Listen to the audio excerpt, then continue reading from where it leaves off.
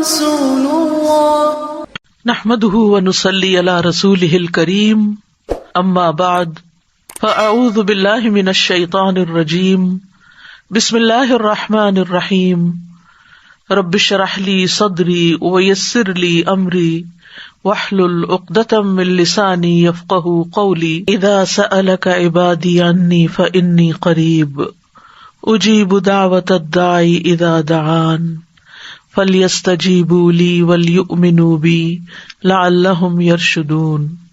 اور جب میرے بندے آپ سے میرے بارے میں سوال کریں تو کہہ دیجئے بے شک میں قریب ہوں، میں پکارنے والے کی پکار کا جواب دیتا ہوں۔ جب وہ مجھے پکارے تو ان کو چاہیے کہ وہ بھی میرا حکم مانیں اور مجھ پر ایمان رکھیں تاکہ وہ ہدایت پا جائیں۔ السلام علیکم ورحمۃ اللہ وبرکاتہ۔ کیا حال ہے سب کا؟ الحمدللہ۔ قرآن مجید زندہ دل انسان کے لیے ایک نصیحت ہے۔ اللہ سبحانہ وتعالیٰ فرماتے ہیں ان هو الا ذکر وقرآن مبین لینذر من کان حیا، وہ تو سراسر نصیحت اور واضح قرآن کے سوا کچھ نہیں تاکہ اسے ڈرائے جو زندہ ہو، یعنی یہ زندہ لوگوں کے لیے آیا ہے اور زندہ لوگوں کے لیے کتاب ہدایت ہے۔ ابن قیم کہتے ہیں لوگوں کی 3 قسمیں ہیں۔ ایک وہ شخص جس کا دل مر چکا ہے، یہ وہ شخص ہے کہ اس کا کوئی دل ہی نہیں، اس آدمی کے حق میں کوئی آیت نصیحت نہیں بنتی، وہ آیات سنتا ہے پڑھتا ہے، اس کو کوئی فائدہ نہیں ہوتا، جیسے مرے ہوئے انسان کے سر پہ چیخیں چلائے روئیں، اس کو کوئی پتہ نہیں ہوتا۔ نمبر 2، دوسرا وہ شخص جس کا دل زندہ اور اہلیت رکھنے والا ہوتا ہے لیکن وہ تلاوت والی آیات کو کان لگا کے نہیں سنتا، غفلت سے سنتا ہے، جن کے ذریعے اللہ ان نشانیوں کے بارے میں خبر دے رہے ہیں جو دکھائی دینے والی ہیں، یا تو وہ آیات اس تک پہنچی نہیں یا یہ کہ اس تک پہنچی ہیں لیکن اس کا دل ان آیات سے ہٹ کر کسی اور چیز میں مشغول تھا، بیٹھا قرآن کی مجلس میں تھا لیکن سوچ کچھ اور رہا تھا اور توجہ اور چیزوں کی طرف تھی، اس کا دل غیر حاضر ہے، اسے بھی نصیحت حاصل نہیں ہوتی حالانکہ اس میں اہلیت ہے اور اس کا دل موجود ہے۔ تیسرا وہ آدمی ہے جس کا دل بھی زندہ ہے اور وہ اہلیت بھی رکھتا ہے، جس پر آیات کی جب تلاوت کی جاتی ہے وہ اپنا کان لگاتا ہے، اپنے کانوں کو اس کی طرف ڈال دیتا ہے، اپنے دل کو حاضر کرتا ہے اور جو کچھ وہ سن رہا ہے اس کے فہم کے علاوہ وہ اپنے دل کو کہیں اور مشغول نہیں کرتا، اس کا دل بھی حاضر ہے، کان بھی لگائے ہوئے ہے۔ اس قسم کے لوگ ہیں جو ان آیات سے فائدہ حاصل کرتے ہیں جو تلاوت کی جاتی ہیں، اور ان آیات سے بھی یعنی کائنات کی نشانیوں سے بھی فائدہ حاصل کرتے ہیں جو مشاہدے سے تعلق رکھتی ہیں۔ تو اللہ تعالیٰ سے دعا ہے کہ وہ ہمیں زندہ دل عطا کرے تاکہ ہم قرآن میں خوب غور و فکر کریں اور اس کو اپنے اندر جذب کریں اور اس پر عمل بھی کریں۔ 11واں پارہ۔ اعوذ باللہ من الشیطان الرجیم، بسم اللہ الرحمن الرحیم، یعتذرون الیکم اذا رجعتم الیہم قل لا تعتذروا لن نؤمن لكم قد نبأنا الله من أخباركم وسيرى الله عملكم ورسوله ثم تردون إلى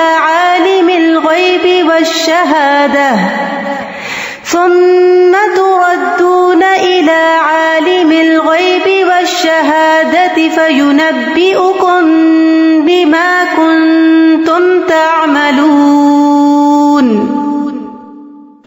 شروع کرتی ہوں اللہ کے نام سے جو بے انتہا مہربان نہایت رحم فرمانے والا ہے۔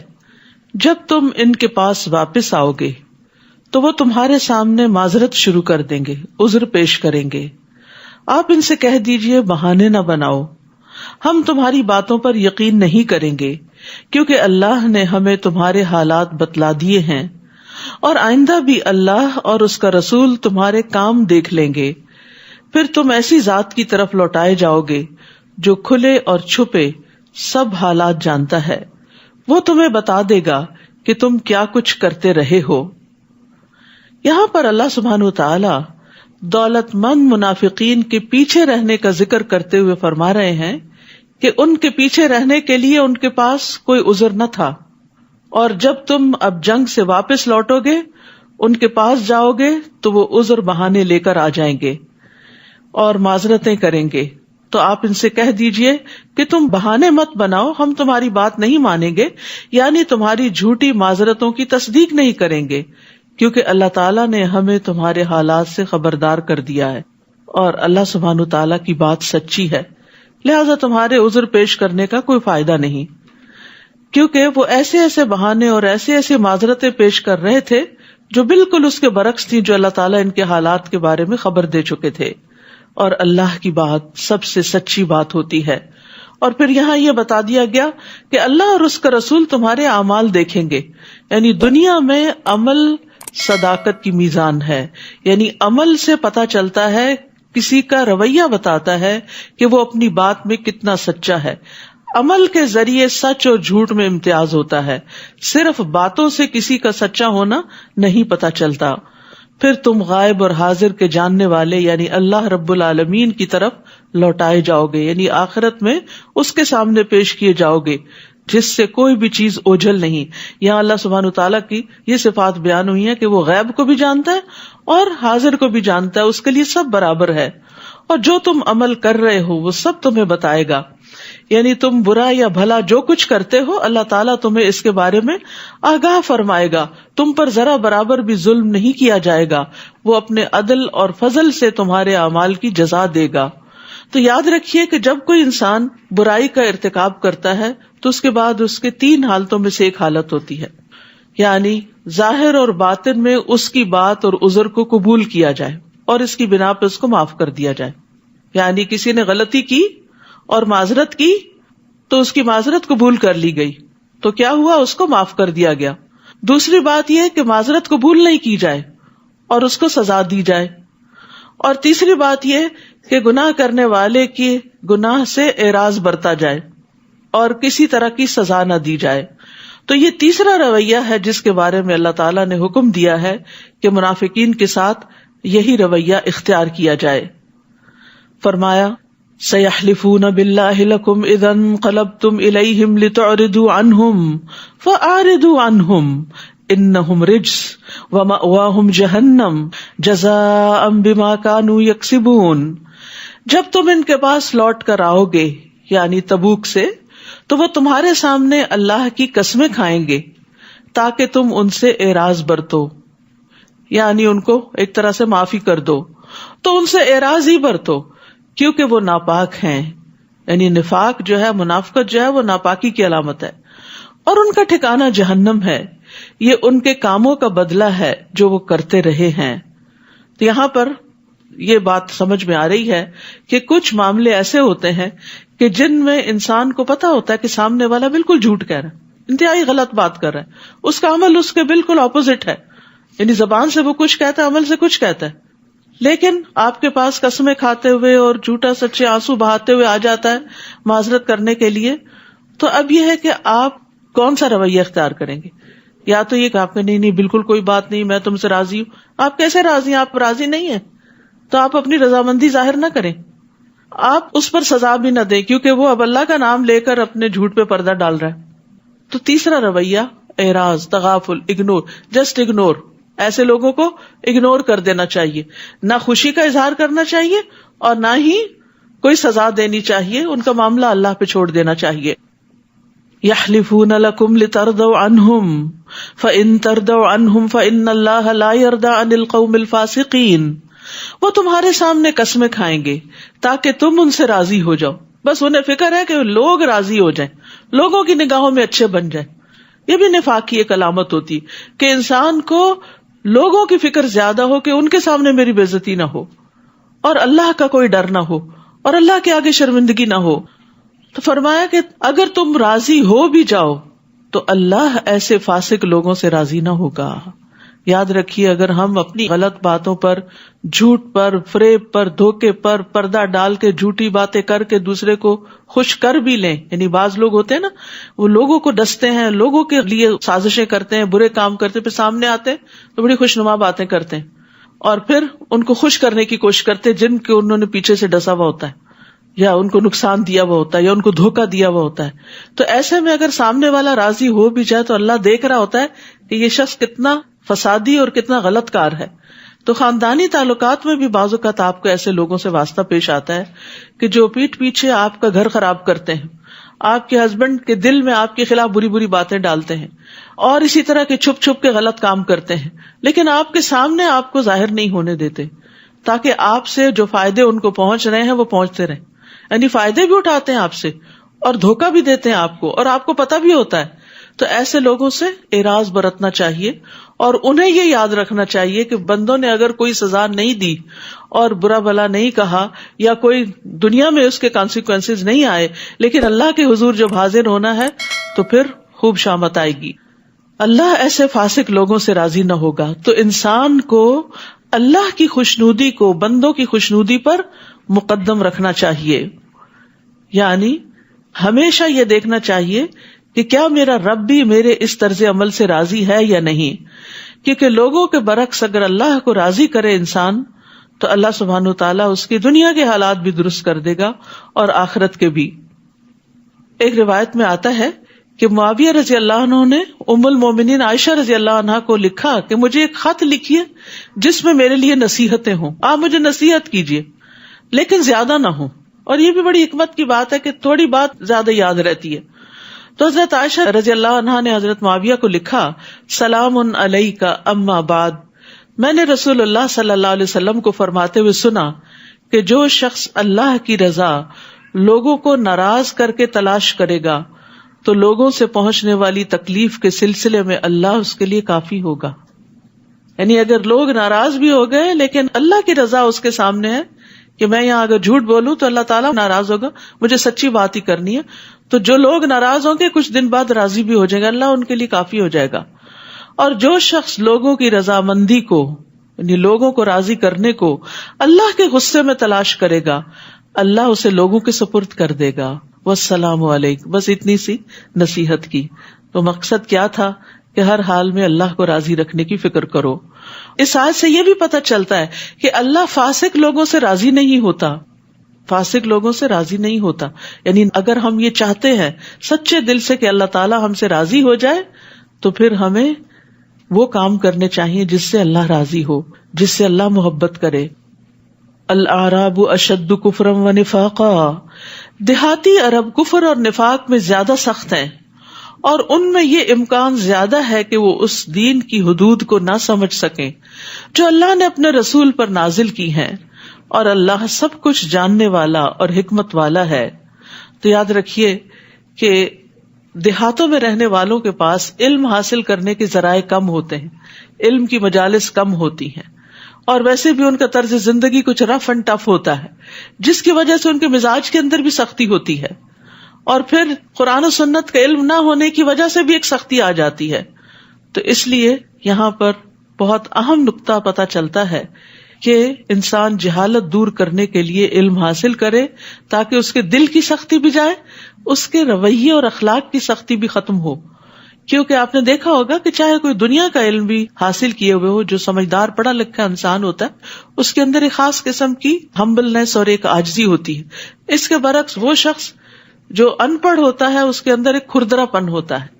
تو علم حاصل کرنے کے لیے علماء کے پاس بیٹھنا چاہیے، علم کی مجلسوں میں شریک ہونا چاہیے. اور ان دیہاتیوں میں کچھ ایسے بھی ہیں جو اللہ کی راہ میں خرچ کریں تو اسے تاوان سمجھتے ہیں، چٹی سمجھتے ہیں، یعنی فی سبیل اللہ مال دینا اپنے اوپر ایک جرمانہ سمجھتے ہیں، اور تمہارے معاملے میں گردش زمانہ کے منتظر ہیں، یعنی کب یہ ہمارے پیچھے سے ہٹیں گے اور ہم چین سے اپنی مرضی کی زندگی بسر کریں گے. حالانکہ بری گردش انہی پر مسلط ہے اور اللہ سب کچھ سننے والا اور جاننے والا ہے. اور کچھ اعرابی ایسے بھی ہیں جو اللہ اور آخرت کے دن پر ایمان رکھتے ہیں، یعنی رہتے وہ دیہاتوں میں ہیں لیکن اس کے باوجود جب ان تک علم کی روشنی پہنچی، ایمان پہنچا تو انہوں نے اس کو کھلے دل سے قبول کیا اور جو کچھ خرچ کرتے ہیں اسے قرب الہی اور دعائے رسول کا ذریعہ سمجھتے ہیں، کیونکہ آپ صلی اللہ علیہ وسلم صدقہ کرنے والوں کو دعا دیا کرتے تھے.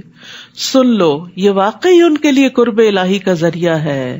اللہ کا قرب کس سے حاصل ہوتا ہے؟ ایمان کے بعد انفاق فی سبیل اللہ سے، اللہ کے راستے میں خرچ کرنے سے. اور اس کے بارے میں انسان کو دل میں بخل نہیں رکھنا چاہیے، دل میں تنگی نہیں رکھنی چاہیے. دین کی ترقی کے لیے، دین کو آگے بڑھانے کے لیے طالب علموں پر، کتابوں پر، علم پھیلانے پر خوب خوب خرچ کرنا چاہیے. یہ چیز انسان کو اللہ کے قریب کرتی ہے. فرمایا الا انہا قربۃ لہم، یہ ان کے لیے قربت کا ذریعہ ہے. جلد ہی اللہ تعالیٰ انہیں اپنی رحمت میں داخل کرے گا. اللہ تعالیٰ یقیناً معاف کرنے والا اور رحم کرنے والا ہے. نبی صلی اللہ علیہ وسلم صدقہ کرنے والے کو دعا دیا کرتے تھے، اللہم صلی علی آل فلان، اے اللہ آل فلاں پر، یعنی صرف دینے والے پر نہیں، اس کی آل پر بھی رحمت فرما. عبداللہ بن ابی اوفا کہتے ہیں ایک موقع پر میرے والد آپ کے پاس صدقہ لے کر آئے تو آپ نے دعا فرمائی، اللہم صلی علی آل ابی اوفا، اے اللہ ابو اوفا کی آل اور اولاد پر مہربانی فرما. یعنی صدقے کے جو اثرات ہیں صرف صدقہ کرنے والے پر نہیں ہوتے، اس کی نسلوں میں بھی خیر پہنچتی ہے. یعنی اس سے آپ کے بچوں کی بھی حفاظت ہوتی ہے اور ان کے آگے نسلوں کی بھی. تو یہ اللہ تعالیٰ کے قرب کا ذریعہ ہوتا ہے. اور پھر یہ ہے کہ برکت کی دعا بھی دینی چاہیے کہ اللہ تعالیٰ تمہارے مال میں برکت دے. وائل بن حجر کہتے ہیں کہ نبی صلی اللہ علیہ وسلم نے ایک شخص کو زکوٰۃ وصول کرنے کے لیے بھیجا. وہ ایک شخص کے پاس آیا تو اس نے ایک کمزور سا اونٹ کا بچہ دے دیا، یہ لے جاؤ زکوٰۃ میں. تو نبی صلی اللہ علیہ وسلم نے فرمایا، ہم نے اللہ اور اس کے رسول کی طرف سے ایک شخص کو صدقہ وصول کرنے کے لیے روانہ کیا، لیکن اس شخص نے یہ کمزور سا اونٹ کا بچہ دیا ہے. اللہم لا تبارک فیہ ولا فی ابلہ، اللہ اس میں اور اس کے اونٹوں میں برکت نہ فرمانا. یعنی اللہ کے راستے میں دیا اور گھٹیا چیز دی ہے اور کمتر چیز دی ہے.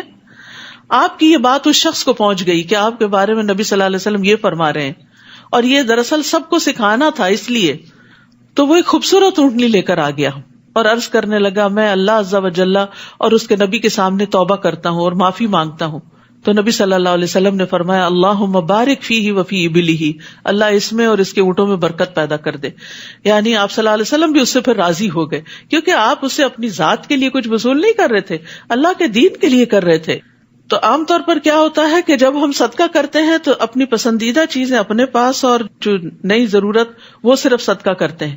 ٹھیک ہے، بعض اوقات ایکسٹرا چیزیں میں انسان نکال لیتا ہے کہ وہ کسی اور کی ضرورت ہوتی، مگر لن تنالوا البر حتی تنفقوا مما تحبون، کہ تم نیکی کو نہیں پہنچ سکتے، نیک نہیں بن سکتے یہاں تک کہ وہ خرچ نہ کرو جس سے تم محبت کرتے ہو. تو اپنی محبوب چیزیں بھی، اپنا محبوب مال بھی اللہ کے راستے میں دینا چاہیے، خصوصاً فی سبیل اللہ، نیکی کے کاموں کو آگے بڑھانے کے لیے.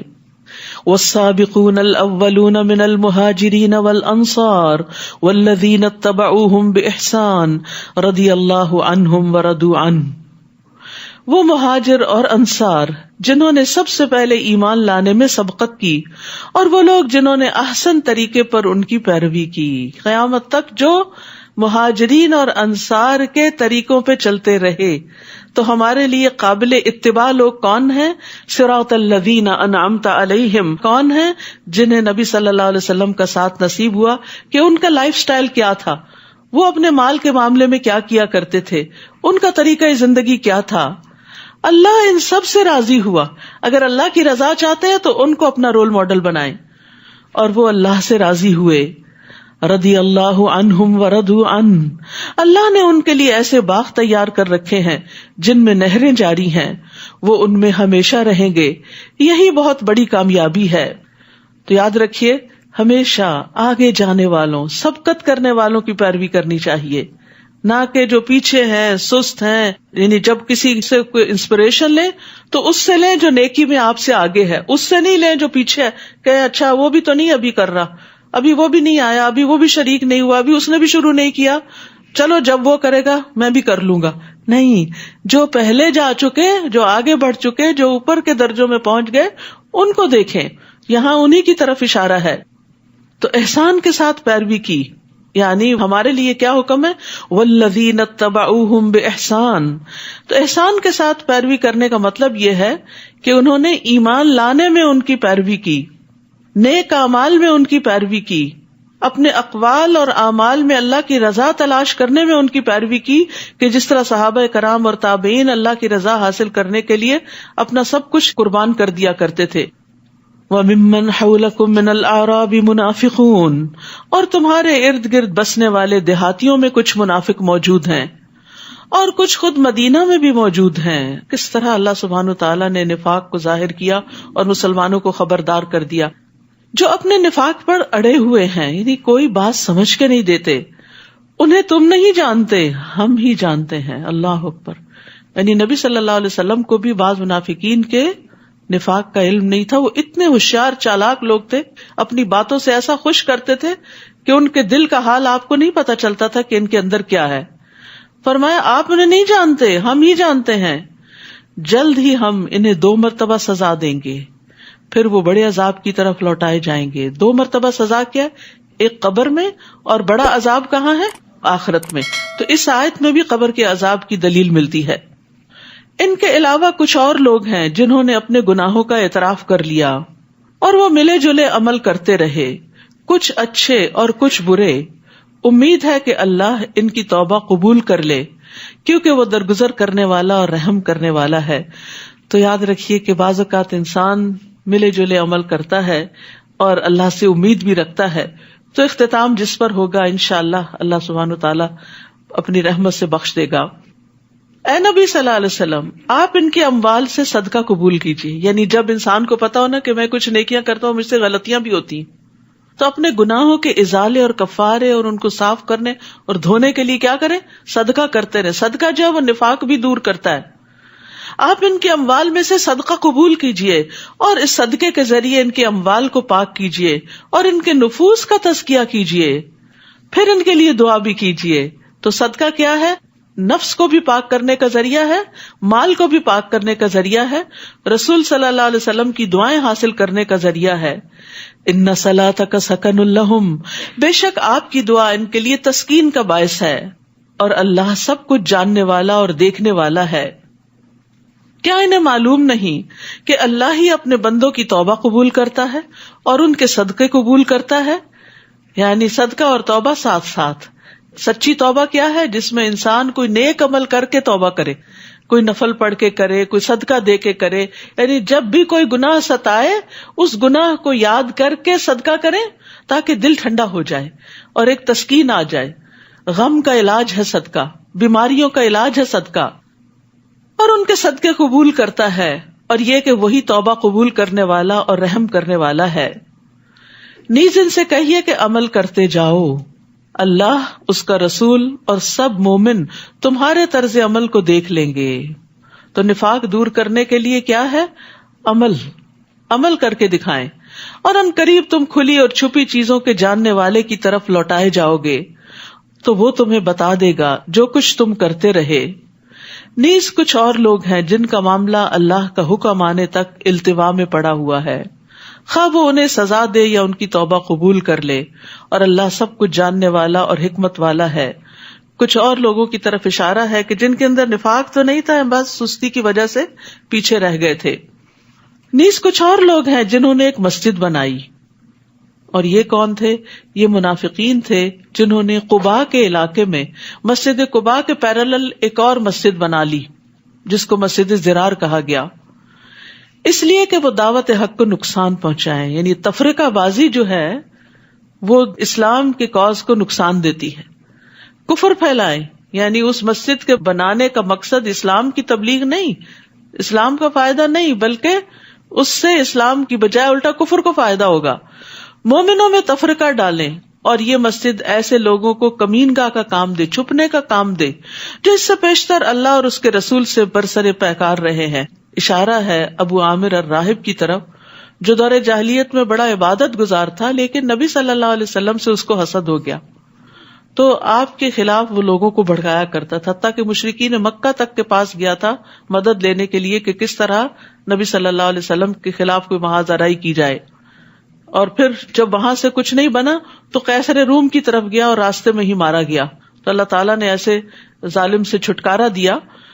تو یہ مسجد بنائی گئی اس کو سپورٹ کرنے کے لیے کیونکہ منافقین جہاں کہیں اور بیٹھتے تھے تو پتہ چل جاتا تھا، تو انہوں نے سوچا کہ مسجد میں بیٹھیں گے تو کسی کو شک ہی نہیں ہوگا، لوگ سمجھیں گے بڑا نیکی کا کام کر رہے ہیں، حالانکہ وہ مسجد کے اندر ہی بیٹھ کر اسلام کے خلاف سازشیں کرتے، اور وہ قسمیں یہ کھاتے ہیں کہ ہمارا ارادہ تو بھلائی کے سوا کچھ نہیں، ہم نے تو معذور اور بیمار لوگوں کے لیے ذرا ان کے قریب کے علاقے میں مسجد بنا دی ہے، اور اللہ گواہی دیتا ہے یقیناً یہ جھوٹے لوگ ہیں۔ استغفر اللہ، کس طرح ان کا جھوٹ کھلا کہ جنہوں نے مسجد بنائی تھی انہیں لوگوں کے سامنے ننگا کر دیا گیا کہ یہ جھوٹے لوگ ہیں، ان کا مقصد مسجد بنانے کے پیچھے درست نہیں۔ یاد رکھیے، اگر بدنیتی کے ساتھ کوئی نیک عمل کیا جائے تو وہ بھی انسان کے اوپر الٹا وبال کا باعث بنتا ہے۔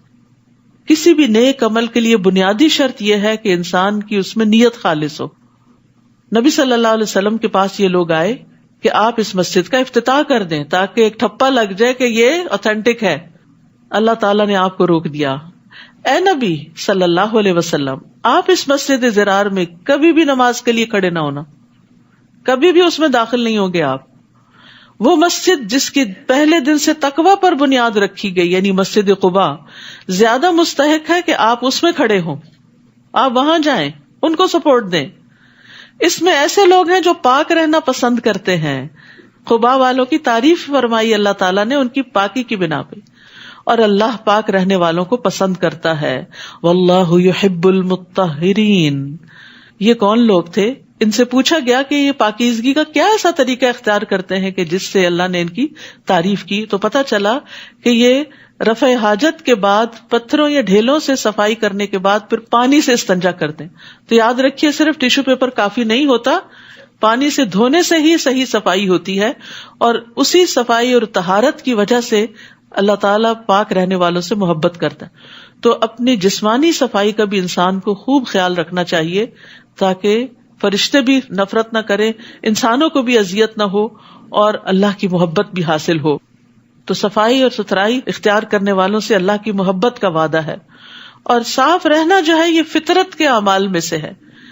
ابو ہریرہ سے روایت ہے کہ 5 چیزیں فطری ہیں: ختنہ کرنا، سرکمسیژن، زیر ناف بال صاف کرنا یعنی انڈر لیگز، بغل کے بال اکھاڑنا، ناخن تراشنا، اور مونچھوں کا کتروانا، یعنی یہ ساری صفائی کی علامتیں ہیں۔ ان سب چیزوں کا اہتمام کرنا چاہیے، اور خاص طور پر جمعہ کے دن، حتیٰ کہ رات کو جب انسان سوتا ہے اور وضو کر کے سوتا ہے تو اس کی بھی بڑی فضیلت ہے۔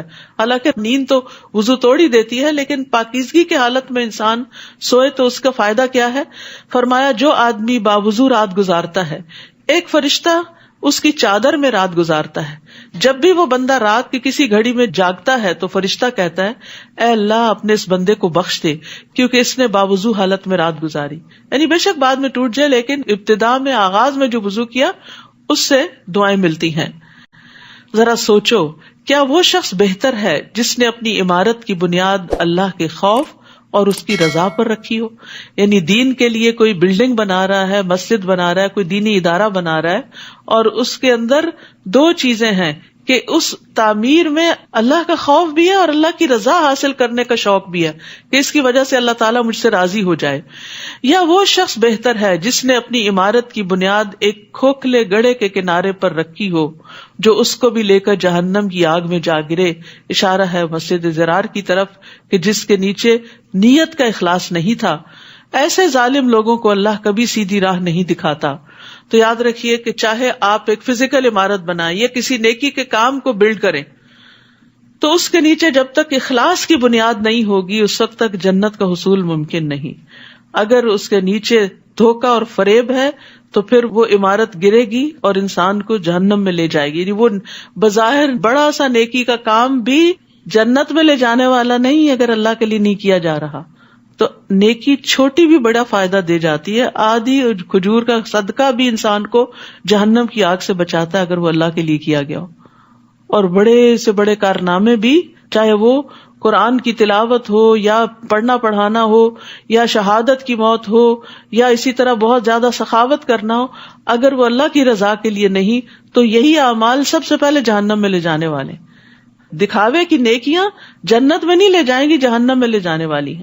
تو اس لیے انسان کو سب سے زیادہ فکر اپنے اخلاص کی، اپنی نیت کی ہونی چاہیے، اور وہ اس وقت زیادہ پتہ چلتی ہے جب نیکی کا کام کر کے آپ کو کہیں سے کوئی تنقید سننی پڑتی ہے تو آپ کتنے اپسٹ ہوتے ہیں، یا پھر کتنے راحت میں ہوتے ہیں کہ میں نے اللہ کے لیے کیا، اللہ نے دیکھ لیا، وہ قبول کر لے گا، اس لیے مجھے کسی کی باتوں کی کوئی پرواہ ہونی نہیں چاہیے. کیونکہ بعض اوقات آپ جب نیکی کے بہت کاموں میں آگے ہوتے ہیں نا تو لوگ باتیں بھی بنانے لگتے ہیں، وہ کہتے ہیں یہ اس کو بڑا اپنی پروجیکشن کا شوق ہے، حالانکہ ایسا نہیں ہوتا.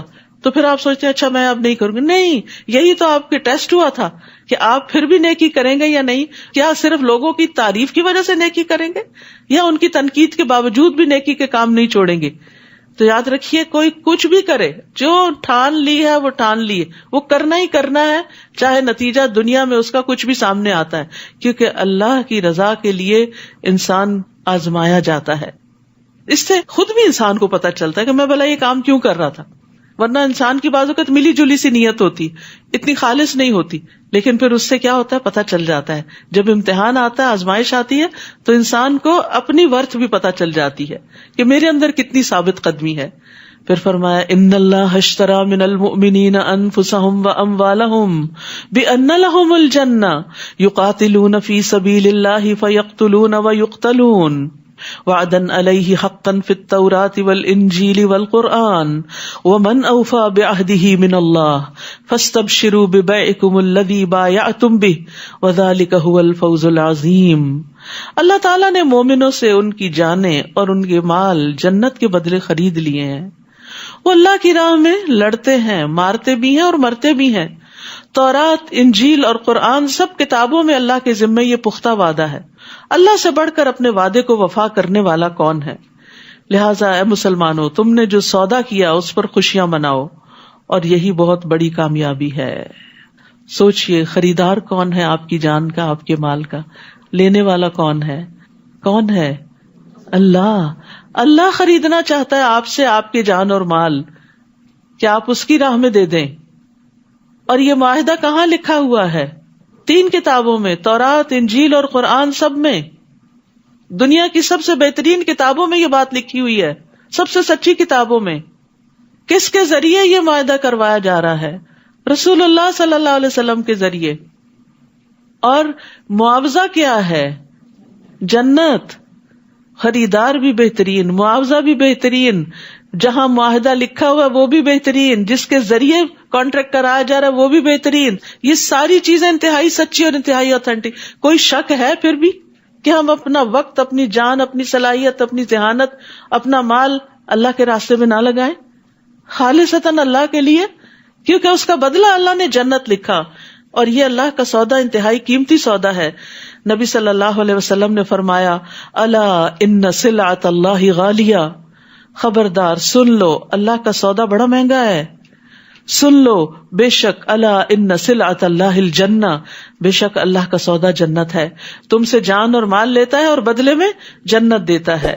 لیکن یاد رکھیے، جنت ہمارے اعمال کا صلہ نہیں ہو سکتی. ہمارے اعمال پھر بھی تھوڑے، جنت خریدنے کے لیے کافی نہیں. پھر اس کے بعد یہ اللہ کا فضل اور رحمت ہوتی ہے کہ انسان جنت تک پہنچ سکے. اس سودا کرنے والوں کی خصوصیات کیا ہوتی ہیں؟ التائبون، توبہ کرنے والے. یعنی چھوٹی بڑی غلطی پر ان کو دھڑکا لگا رہتا ہے کہ اللہ تعالیٰ ناراض نہ ہو جائے، کہیں ہمارا کانٹریکٹ منسوخ نہ ہو جائے. آپ نے دنیا میں اگر کسی کے ساتھ کبھی کوئی کانٹریکٹ کیا ہو، کوئی بزنس ڈیل کی ہو، تو آپ کو کیا ہوتا ہے کہ کہیں ایسا نہ ہو کہ کوئی ایسے حالات ہو کہ یہ ختم کرنا پڑے بیچ میں. تو توبہ کرتے رہتے، بار بار اللہ کی طرف رجوع کرتے ہیں. العابدون، عبادت گزار ہوتے ہیں، صرف فرض ادا نہیں کرتے، ایکسٹرا نوافل کا بھی اہتمام کرتے ہیں. ممکن ہو تو تہجد، صلاۃ الضحیٰ، نمازوں میں صرف فرض نہیں، سنت اور نفل بھی. الحامدون، ہر حال میں اللہ کا شکر ادا کرتے، تعریف کرتے ہیں، اچھے حال میں بھی اور تکلیف دہ حال میں بھی، ہر حال میں اللہ سے راضی ہوتے ہیں. الحمدللہ، الحمدللہ ان کا تقیہ کلام ہوتا ہے. السائحون، سیاحت کرنے والے. ایک معنی روزہ رکھنے والے کیا گیا، لیکن زیادہ ترجیح والا معنی یہ ہے کہ وہ اپنے گھر سے نکلتے ہیں. کس کے لیے؟ حج اور عمرے کے لیے، علم حاصل کرنے کے لیے، نیکی کے کاموں کے لیے. یعنی صرف چین سے اپنے کمفرٹ زون میں بیٹھے نہیں رہتے، بلکہ نکلتے ہیں، سائحون ہیں، الراکعون رکوع کرنے والے ہیں، یعنی ہمبل ہیں اور نمازوں میں بھی رکوع کرنے والے، الساجدون خوب سجدے کرنے والے ہیں، الآمرون بالمعروف والناہون عن المنکر نیکی کا حکم دینے والے اور برائی سے روکنے والے، یہ ساری صفات ہوتی ہیں ان کے اندر، والحافظون لحدود اللہ اور اللہ کی حدود کی حفاظت کرنے والے، وبشر المؤمنین اور مومنوں کو خوشخبری دے دیجئے، یعنی جہاں ایک طرف وہ نیک کام کرنے والے ہیں، دوسری طرف وہ بڑی احتیاط برتتے ہیں زندگی میں کہ جہاں جہاں اللہ نے روکا ہے نا وہاں رک جائیں، حدوں کو پار نہ کریں، جن چیزوں کو اللہ نے حرام قرار دیا ہے ان کو اپنی زندگی میں حرام کر لیں، چاہے وہ اقوال میں سے ہوں، چاہے وہ افعال میں سے ہوں، چاہے ماکولات اور مشروبات میں سے یا ہسبینڈ وائف کے ریلیشن شپ میں سے، یعنی ہر معاملے میں ہمیں حدود بتا دی گئی ہیں کسی بھی کام کی کہ کہاں تک جائز ہے کہاں سے ناجائز شروع ہو جاتا ہے، حتیٰ کہ شک میں پڑنے والی چیزوں سے بھی پرہیز کرنا چاہیے۔ تو ایسے لوگ ہوتے ہیں جنہوں نے اپنی جان اور مال کا سودا کر رکھا ہے، یہ ہیں جنہوں نے اپنا آپ بیچ رکھا ہے۔ تو ہم بکے ہوئے لوگ ہیں، ہمیں اپنے آپ کو شیطان کے ہاتھوں نہیں بیچنا، اپنی خواہشات کے ہاتھوں نہیں بیچنا، اللہ کو بیچنا ہے تاکہ بدلے میں جنت مل سکے۔ اور ویسے بھی پیدا بھی ہمیں اللہ نے کیا ہے، جو کچھ مال جان ہے وہ بھی اللہ ہی کا، علم ہے تو وہ بھی، نیکی کی کوئی توفیق اور قدرت ہے تو وہ بھی اللہ ہی کی دی ہوئی ہے۔ تو کوئی بڑی بات تھوڑی ہے کہ جس نے سب کچھ دیا واپس اسی کو دے کے اس سے انعام لے رہے ہیں، کتنا بڑا فضل اور کتنی بڑی رحمت۔ نبی اور ایمان والوں کے لیے یہ مناسب نہیں کہ وہ مشرکوں کے لیے بخشش طلب کریں، خواہ وہ ان کے قریبی رشتہ دار ہی کیوں نہ ہوں، جبکہ ان پر یہ بات واضح ہو چکی ہے کہ مشرکین دوزخ والے ہیں۔ تو یاد رکھیے ایمان کی تکمیل کے لیے اللہ کی رضا کو مقدم رکھنا ضروری ہے۔ اور ابراہیم علیہ السلام نے جو اپنے باپ کے لیے بخشش کی دعا کی تھی آزر کے لیے جو مشرک تھا، تو وہ صرف اس لیے تھی کہ انہوں نے اپنے باپ سے اس بات کا وعدہ کیا ہوا تھا، پھر جب ان پر واضح ہو گیا کہ وہ اللہ کا دشمن ہے تو وہ اس سے بیزار ہو گئے، اپنے والد سے شرک کی وجہ سے۔ بلا شبہ ابراہیم علیہ السلام بڑے نرم دل اور بردبار انسان تھے، اللہ تعالیٰ نے ان کی خوبیاں بیان کی ہیں، ہم دیکھیں کہ کیا ہم بھی ان کے نقش قدم پر ہیں یا نہیں۔ اللہ تعالیٰ کسی قوم کو ہدایت دینے کے بعد گمراہ نہیں کیا کرتا حتیٰ کہ ان پر یہ واضح نہ کر دے کہ انہیں کن کن باتوں سے بچنا چاہیے۔ اللہ تعالیٰ یقیناً ہر چیز کو جاننے والا ہے۔ آسمانوں اور زمین کی حکومت اللہ ہی کے لیے ہے، وہی زندہ کرتا ہے، وہی مارتا ہے، اور اللہ کے سوا تمہارا کوئی سرپرست اور مددگار نہیں۔ اللہ تعالیٰ نے نبی، مہاجرین اور انصار پر مہربانی کی جنہوں نے بڑی تنگی کے وقت نبی کا ساتھ دیا تھا۔ یاد رکھیے عام حالات میں، امن میں، سکون میں، وسائل کے ہوتے ہوئے کسی خیر کے کام میں کسی کا ساتھ دینا تو پھر آسان ہوتا ہے، لیکن جب ہر طرف سے تنگی اور آزمائش ہو، جیسے غزوہ تبوک کے موقع پر، اس کی طرف اشارہ ہے۔ اور اس وقت نیکی کے کام میں کسی کا ساتھ دینا کہ جب آپ خود بھی ہینڈ ٹو ماؤتھ ہو، ایک ہوتا ہے آپ کے پاس فارغ وقت ہے پھر آپ کسی کی خدمت کرنے چل پڑیں، اور ایک یہ کہ آپ کے بھی اپنے 100 کام ہیں اور آپ ان کو چھوڑ کر پھر اللہ کی خاطر نکلتے ہیں اور دوسرے کی مدد کرتے ہیں۔ ایک یہ کہ آپ کے پاس بہت مال ہے اور اس میں سے تھوڑا سا دے دے، اور ایک یہ کہ آپ خود بھی ہینڈ ٹو ماؤتھ ہیں اور پھر آپ اس میں سے بھی نکال کے دوسرے کو دیتے ہیں۔ تو یہ اعلیٰ ترین درجہ ہوتا ہے اور یہ اللہ کے ہاں بکنا ہوتا ہے۔ تو اللہ سبحانہ و تعالیٰ ان پر مہربان ہوتا ہے جنہوں نے تنگی کے وقت نبی کا ساتھ دیا، اگرچہ اس وقت بعض لوگوں کے دل کجی کی طرف مائل ہو چکے تھے، نہیں وہ ہمت ہار رہے۔ یاد رکھیے مشکل وقت میں نا ہمت ٹوٹنے لگتی ہے، تو ایک دوسرے کی ہمت بڑھانی بھی چاہیے۔ پھر اللہ نے ان پر رحم فرمایا، یہ اللہ کی رحمت ہوتی ہے کہ ہماری ریلکٹنسی کے باوجود اللہ تعالیٰ ہمیں نیکی کے کام کی توفیق دے کے ہم سے کروا لیتا ہے۔ اس سراسر اللہ کا فضل ہوتا ہے، کیونکہ اللہ مسلمانوں پر بڑا مہربان اور رحم کرنے والا ہے۔ کتنا شکر ادا کرے انسان اللہ کا کہ جو کچھ کروا لیتا ہے اور کرنے کی توفیق دے دیتا ہے۔ آج ہم سب کا یہاں آ بیٹھنا، اب مجھے معلوم ہے آپ میں سے ایک ایک اپنے گھر اور بچوں اور جابز اور کس کس چیز میں کتنا مصروف ہے۔ ایک بہن مجھے ملی یہاں پر، وہ کہنے لگی میں نائٹ شفٹ کر کے آتی ہوں روزانہ، صرف 2 گھنٹے سو کر یہاں پہنچ جاتی ہوں قرآن کی محبت میں۔ کیسے کیسے چھپے ہوئے لوگ آپ کے اندر موجود ہیں کہ جو بڑی بڑی قربانیاں کر کے قرآن کی محبت میں یہاں پہنچتے ہیں۔ تو ہر ایک کا درجہ پھر اسی کے مطابق ہے، جتنی مشقت اتنا ہی بڑا اجر.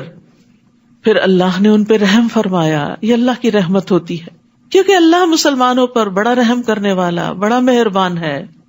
یاد رکھیے کچھ کاموں پر نفس مائل نہیں ہوتا, وہ نفس پہ بڑے گراں ہوتے ہیں. آگے طویل ترین روزے اور چھوٹی چھوٹی راتیں اور راتوں کا قیام, پھر ایک مشکل مرحلہ آ رہا ہے, اور یہ بھی اللہ کی توفیق سے ہی ہوگا. توفیق مانگتے رہیے, آسانی مانگتے رہیے, اور جب اللہ تعالیٰ کسی چیز کو آسان کر دیتا ہے تو آپ حیران ہو جاتے ہیں کہ یہ اللہ نے مجھ سے کروا لیا, میں تو اس قابل ہی نہیں ہوں. اور پھر یہ ہے کہ کچھ کام تو بڑے پسندیدہ ہوتے ہیں, ہماری مرضی کے شوق کے, تو ان کو کر کے ہمیں مزہ آتا ہے. لیکن کبھی کبھی کچھ کام زندگی میں نیکی کے ایسے بھی کرنے پڑ جاتے ہیں جو نفس میں بڑے گراں ہوتے ہیں, ان کو بھی کر لینا چاہیے, کیونکہ جو کام نفس کے خلاف کیا جاتا ہے اس میں اتنی ہی زیادہ برکت ہو جاتی ہے. وہ تھوڑا سا بھی ہو تو وہ بہت بڑا ہو جاتا ہے. پھر اسی طرح بعض اوقات سرکمسٹانسز ہمارے فیور میں نہیں ہوتے, گھر کا ماحول نہیں ہوتا, لوگ نہیں ہوتے, سواری نہیں ہوتی, بہت سی مشکلات ہوتی ہیں. اس کے باوجود انسان جب ڈٹرمنڈ ہوتا ہے نہیں یہ کرنا ہے, اور اللہ سے دعائیں مانگتا ہے اور اللہ سے سہولت مانگتا ہے, اللہ تعالیٰ دیتے ہیں. تجربہ کر کے دیکھ لیجئے, اللہ کو صرف آپ کی نیت, آپ کا ارادہ اور آپ کے دل کی حالت چاہیے کہ یہ اندر سے کیا چاہتے ہیں. کیونکہ مشکل پتہ کیا ہے, باہر نہیں ہے, ہمارے اندر زیادہ ہے. ہم ہمت توڑ کے بیٹھ جاتے ہیں. جب کسی نیکی کے لیے ایک برننگ ڈیزائر ہوتی ہے تو ساری زنجیریں کٹ جاتی ہیں اور انسان اپنی آخری منزل تک پہنچ جاتا ہے.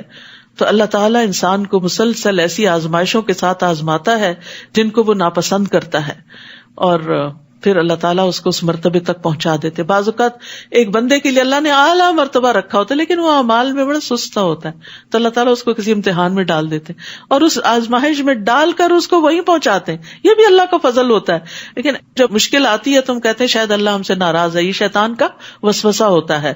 تو اس لیے ہر حال میں الحامدون, اور قیامت کے دن بلند مرتبہ والے ہوں گے حمادون, جو ہر حال میں اللہ کی تعریف کرتے ہیں اور اللہ سے مدد مانگتے رہتے ہیں. وعلی الثلاثۃ الذین خلفوا, اور ان 3 آدمیوں پر بھی مہربانی کی اللہ نے جن کا معاملہ ملتوی رکھا گیا تھا. منافقین نے آ کے جھوٹی قسمیں کھائیں, کچھ اور لوگوں کا معاملہ بھی نبٹ گیا. اب 3 لوگ ایسے مدینہ میں رہ گئے کہ جنہوں نے بس صرف سستی کے مارے, اچھا کل نکلتے ہیں پرسوں نکلتے ہیں, اور پھر فوج بہت آگے نکل گئی اور وہ پیچھے کے پیچھے ہی رہ گئے. اور پیچھے رہ کر بھی ان کو بڑی تکلیف ہوتی تھی. نبی صلی اللہ علیہ وسلم جب واپس آئے تو منافقین تو جھوٹے عذر کر کے اپنا معاملہ صاف کر کے چل دیے, لیکن یہ 3 سچے لوگ تھے, انہوں نے جھوٹ نہیں بولا, لیکن ان پہ وقتی طور پہ بڑی سخت آزمائش آئی. 40 دن تک سب نے ان سے سوشل بائیکاٹ کر دیا. نبی صلی اللہ علیہ وسلم سمیت کوئی ان سے بات چیت نہیں کرتا تھا, اور پھر آخر میں ان کو بھی اللہ نے معاف فرما دیا. تو کبھی ایسا بھی ہوتا ہے کہ ہماری غفلت اور کوتاہی ہمیں کسی مصیبت میں مبتلا کر دیتی ہے, تو وہ بھی گناہوں کو دھونے کا ذریعہ ہوتی ہے. اور ان 3 آدمیوں پر بھی مہربانی کی جن کا معاملہ ملتوی رکھا گیا تھا, حتیٰ کہ زمین اپنی فراخی کے باوجود ان پہ تنگ ہو گئی, کیونکہ کوئی ان سے بات نہیں کرتا تھا, اور ان کی اپنی جانیں بھی تنگ ہو گئی, وہ اپنے آپ سے بھی بیزار ہو گئے, کیونکہ سوشل انٹریکشن انسان کی بنیادی ضرورت ہوتی. اس کو صبح اٹھتے ہی کسی سے بات چیت کرنے کی ضرورت ہے. آپ سوچئے 40 دن آپ کسی سے بات نہ کریں اور کوئی آپ کے سلام کا جواب بھی نہ دے تو کتنا مشکل وقت ہوگا. یعنی آپ دیکھیں, ہمیں تھکاوٹ ہوتی ہے, تنگی ہوتی ہے, تکلیف ہوتی ہے, خوشی ہوتی ہے, ہماری چیز ایکسپریس کرتے ہیں, اپنے پیاروں کو بتاتے ہیں آج یہ ہو گیا, آج وہ, اس سے ہمارا کتھارسس ہو جاتا ہے. لیکن جب کوئی سننے والا ہی نہ ہو تو غم کے پہاڑ ٹوٹ پڑے ان پر, اور انہیں یقین تھا کہ اللہ کے سوا ان کے لیے کوئی جائے پناہ نہیں. اگر جھوٹ بولیں گے تو کوئی اور انہیں پناہ نہیں دے گا. سچ میں ہی فائدہ ہے اگرچہ وقتی طور پر مشکل ہے. پھر اللہ نے ان پر مہربانی کی تاکہ وہ توبہ کریں. اللہ تعالیٰ یقیناً توبہ قبول کرنے والا, رحم کرنے والا ہے. یا ایھا الذین آمنوا اتقوا اللہ وکونوا مع الصادقین, اے ایمان والو اللہ سے ڈرتے رہو اور سچے لوگوں کا ساتھ دو, منافقین کا نہیں, جھوٹے لوگوں کا نہیں. تعاونوا علی البر والتقوی ولا تعاونوا علی الاثم والعدوان. اہل مدینہ کے لیے اور ان دیہاتیوں کے لیے جو ان کے گرد و نواح میں بستے ہیں یہ مناسب نہیں کہ وہ جہاد میں رسول اللہ صلی اللہ علیہ وسلم سے پیچھے رہ جائیں. یعنی آپ کو تو مشکل وقت میں بھیج دیں کہ وہ دشمنوں سے لڑیں اور خود آرام کریں, اور اپنی جانوں کو آپ کی جان سے عزیز تر سمجھیں. یہ اس لیے کہ مجاہدین اللہ کی راہ میں پیاس, تھکان, بھوک کی جو مصیبت بھی جھیلتے ہیں یا کوئی ایسا مقام طے کرتے ہیں جو کافروں کو ناگوار ہو، یا دشمن سے وہ کوئی کامیابی حاصل کرتے ہیں تو ان کے لیے نیک عمل لکھ دیا جاتا ہے. جب انسان اللہ کے راستے میں ہوتا ہے نا تو ہر چھوٹی بڑی چیز پر اجر لکھا جا رہا ہوتا ہے. یعنی انسان اگر وضو کر کے مسجد میں جا بیٹھتا ہے تو جب تک وہ نماز کا انتظار کرتا ہے وہ نمازی کی حالت میں گنا جاتا ہے. تو جب آپ کسی نیک کام کی نیت کر لیتے ہیں تو اجر شروع ہو جاتا ہے. فی سبیل اللہ نکلتے ہیں علم حاصل کرنے کے لیے، یا پھر آپ حج اور عمرے کے لیے نکلتے ہیں، آپ گھر سے نکل پڑتے ہیں، سارا راستہ آپ کے لیے وہ نیکی لکھی جاتی ہے ایک ایک قدم پر. اللہ تعالیٰ یقیناً اچھے کام کرنے والوں کے اجر کو ضائع نہیں کرتا. لیکن یاد رکھیے نیک اعمال کا اجر تھکاوٹ کے مطابق ہے. جتنا کسی کام میں آپ اپنے آپ کو زیادہ تھکاتے ہیں، محنت کرتے ہیں، اس کا اجر اتنا ہی زیادہ ہو جاتا ہے. بعض اوقات آپ کی بہت بڑی ایفرٹ ہوتی ہے اور آؤٹ پٹ چھوٹا سا ہوتا ہے، تو اللہ تعالیٰ یہ نہیں دیکھتا کہ آپ کا آؤٹ پٹ کتنا ہے، وہ یہ دیکھتا ہے اس کے پیچھے ایفرٹ کتنی بڑی ہے. اسی طرح ایسے لوگ جب ریٹائر بھی ہوتے ہیں تو ان کو پینشن ملتی رہتی ہے، یعنی اگر وہ بیمار ہو جائیں یا سفر پر ہوں تو بھی ان کے نامہ اعمال میں وہ سارے اعمال ویسے ہی لکھ دیے جاتے ہیں جو وہ صحت کی حالت میں مستقل طور پر کرتے رہے ہوں. اور نیک عمل کی تو نیت پر بھی اجر مل جاتا ہے.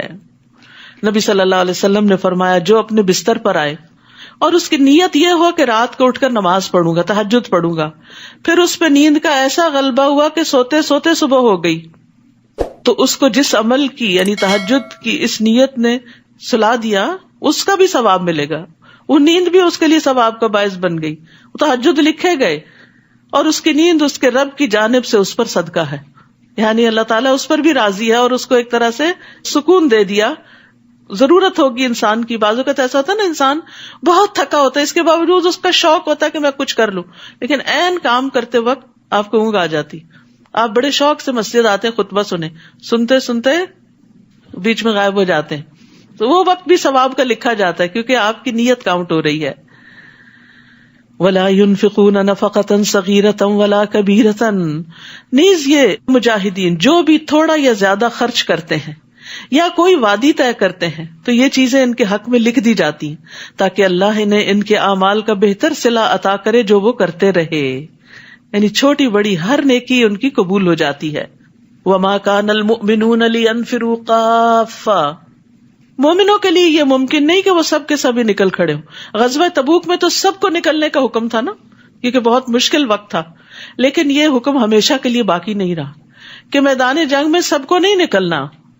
پھر اور کیا کرنا ہے اگر جہاد فی سبیل اللہ قتال ہی نہیں، کچھ اور کیا ہے؟ پھر علم کا راستہ فی سبیل اللہ ہے. پھر ایسا کیوں نہ ہوا کہ ہر فرقے میں سے، یعنی ہر خاندان، ہر برادری، ہر علاقے، ہر شہر، گاؤں، قصبے میں سے کچھ لوگ دین میں سمجھ پیدا کرنے کے لیے نکلتے ہیں. یعنی ایک ہے فزیکلی اسلام کی سرحدوں کا دفاع اور دوسرا ہے انٹلیکچولی اسلام کا دفاع، اور وہ ہوتا ہے علم حاصل کر کے. یعنی سب کو جنگ میں جانے کی ضرورت نہیں، چاہیے یہ کہ کچھ لوگ دین کی سمجھ حاصل کرنے کے لیے نکلیں تاکہ جب وہ ان کی طرف واپس جائیں تو اپنے لوگوں کو برے انجام سے ڈرائیں. یعنی ہر علاقے سے کچھ نہ کچھ لوگ مخصوص ہونے چاہیے جو علم میں زیادہ ایکسپرٹیز حاصل کریں اور باقی جو کمیونٹی ہے پھر اس کو سکھائیں. اس طرح شاید وہ برے کاموں سے بچتے رہیں، کیونکہ ہر سوسائٹی کے اندر علماء ہونے چاہیے تاکہ وہ لوگوں کو امر بالمعروف اور نہی عن المنکر کرتے رہیں. اور ویسے بھی ہمارے دین میں عالم کو عابد پر بہت بڑی فضیلت حاصل ہے. رسول اللہ صلی اللہ علیہ وسلم کے سامنے 2 آدمیوں کا تذکرہ کیا گیا، ان میں سے ایک عابد تھا، دوسرا عالم. تو آپ نے فرمایا عالم کی عابد پر اس طرح فضیلت ہے جیسے میری تمہارے ادنا ترین آدمی پر. سبحان اللہ، یعنی کتنا بڑا گیپ ہے ایک عام مسلمان اور پروفٹ محمد صلی اللہ علیہ وسلم میں. ابو عمار حسین بن حریث کہتے ہیں میں نے فضیل بن ایاس کو کہتے ہوئے سنا کہ ایسا عالم جو عمل کرنے والا ہے، علم سکھاتا ہے، وہ آسمان کی بادشاہت میں بڑا آدمی پکارا جاتا ہے. جیسے دنیا میں بڑے بڑے آدمی ہوتے ہیں نا، تو ایسے ہی وہ علم سکھانے والا جو عمل بھی کرے وہ آسمانوں میں بہت بڑا شمار ہوتا ہے. تو آپ خود سوچئے کہ ایک وہ اسٹیٹس ہے جو دنیا میں انسان کو ملے اور ایک وہ ہے جو آخرت میں ملے، لیکن وہ عمل کے ساتھ ملتا ہے اور آسمانوں پر ملے. زمین کے مقابلے میں آسمان تو آسمان ہی ہے، اور آسمانوں پر جو مخلوق ہے وہ زمین والوں سے افضل ہے. تو انسان کو ہمیشہ بڑے درجوں کی تمنا رکھنی چاہیے، علم کے لیے وقت ضرور نکالنا چاہیے اور اس میں ہر روز اضافہ ہونا چاہیے. نبی صلی اللہ علیہ وسلم کو جس چیز کی دعا سکھائی گئی وہ مال و دولت کے حصول کی نہیں تھی، رب زدنی علما تھی کہ اللہ میرا علم زیادہ کر دے. اور پھر علم کے ساتھ ساتھ عمل میں بھی آگے بڑھے انسان، تب علم کا فائدہ ہوتا ہے. یاد رکھیے علم سکھانے والے کے لیے ساری مخلوقات دعائیں کرتی ہیں. رسول اللہ صلی اللہ علیہ وسلم نے فرمایا یقیناً اللہ، فرشتے اور تمام اہل زمین و آسمان، یہاں تک کہ چونٹی اپنے سوراخ میں، مچھلیاں بھی اس شخص کے لیے دعائے خیر کرتی ہیں. اللہ کی رحمت نازل ہوتی ہے جو لوگوں کو بھلائی کی باتیں سکھاتا ہے. تو اس لیے ہر شخص کا یہ فرض ہے کہ جو خیر کی بات اس کو پتا وہ آگے ضرور شیئر کرے. جیسے ہمیں دنیا بھر کی خبریں پتا ہوتی ہیں نا، اور خاندان کی خبریں کچھ بزرگ خواتین کو پتا ہوتی ہیں کون کیا کر رہا ہے، سارا دن فون لے کے ادھر ادھر کی خبریں معلوم کر کے پھر شیئر کرتے. تو اس سے بہتر ہے کہ علم حاصل کر کے پھر اپنے گھر والوں کے ساتھ شیئر کیا جائے. بلغوا انی ولو آیا، مجھ سے آگے پہنچاؤ خواہ ایک آیت ہی کیوں نہ ہو. ضروری نہیں کہ 2 گھنٹے کا لیکچر ہو، ایک بات بھی اچھی جو آپ کسی سے شیئر کر لیں گے وہ آپ کے لیے خیر اور بھلائی کا باعث بنے گی. رسول اللہ صلی اللہ علیہ وسلم نے فرمایا وہ شخص جو علم حاصل کرے پھر اسے بیان نہ کرے، یعنی کسی کو نہ بتائے، اس کی مثال اس شخص کی ہے جو خزانہ جمع کرتا رہے پھر اس میں سے خرچ کچھ نہ کرے. بہت بخیل ہے انسان. پھر فرمایا یا ایھا الذین آمنوا، اے ایمان والو، ان کافروں سے جنگ کرو جن کا علاقہ تمہارے ساتھ ملتا ہے، اور ان کے ساتھ تمہیں سختی سے پیش آنا چاہیے، اور یہ جان لو کہ اللہ پرہیزگاروں کے ساتھ ہے. اور جب کوئی نئی صورت نازل ہوتی ہے تو منافقوں میں کچھ لوگ ایسے ہیں جو مسلمانوں سے کہتے ہیں کہ اس صورت نے تم میں سے کس کے ایمان میں اضافہ کیا؟ تو اس کا جواب یہ ہے کہ جو لوگ ایمان لائے ہیں اس صورت نے فی الواقع ان کے ایمان میں اضافہ کیا ہے، اور وہی اس صورت کے نازل ہونے پر خوش ہوتے ہیں. یاد رکھیے قرآن پڑھ کر مومن کا ایمان بڑھتا ہے، منافق کا نفاق بڑھتا ہے. تو ہمیں سوچنا چاہیے کہ پھر ہم کس صف میں شامل ہیں.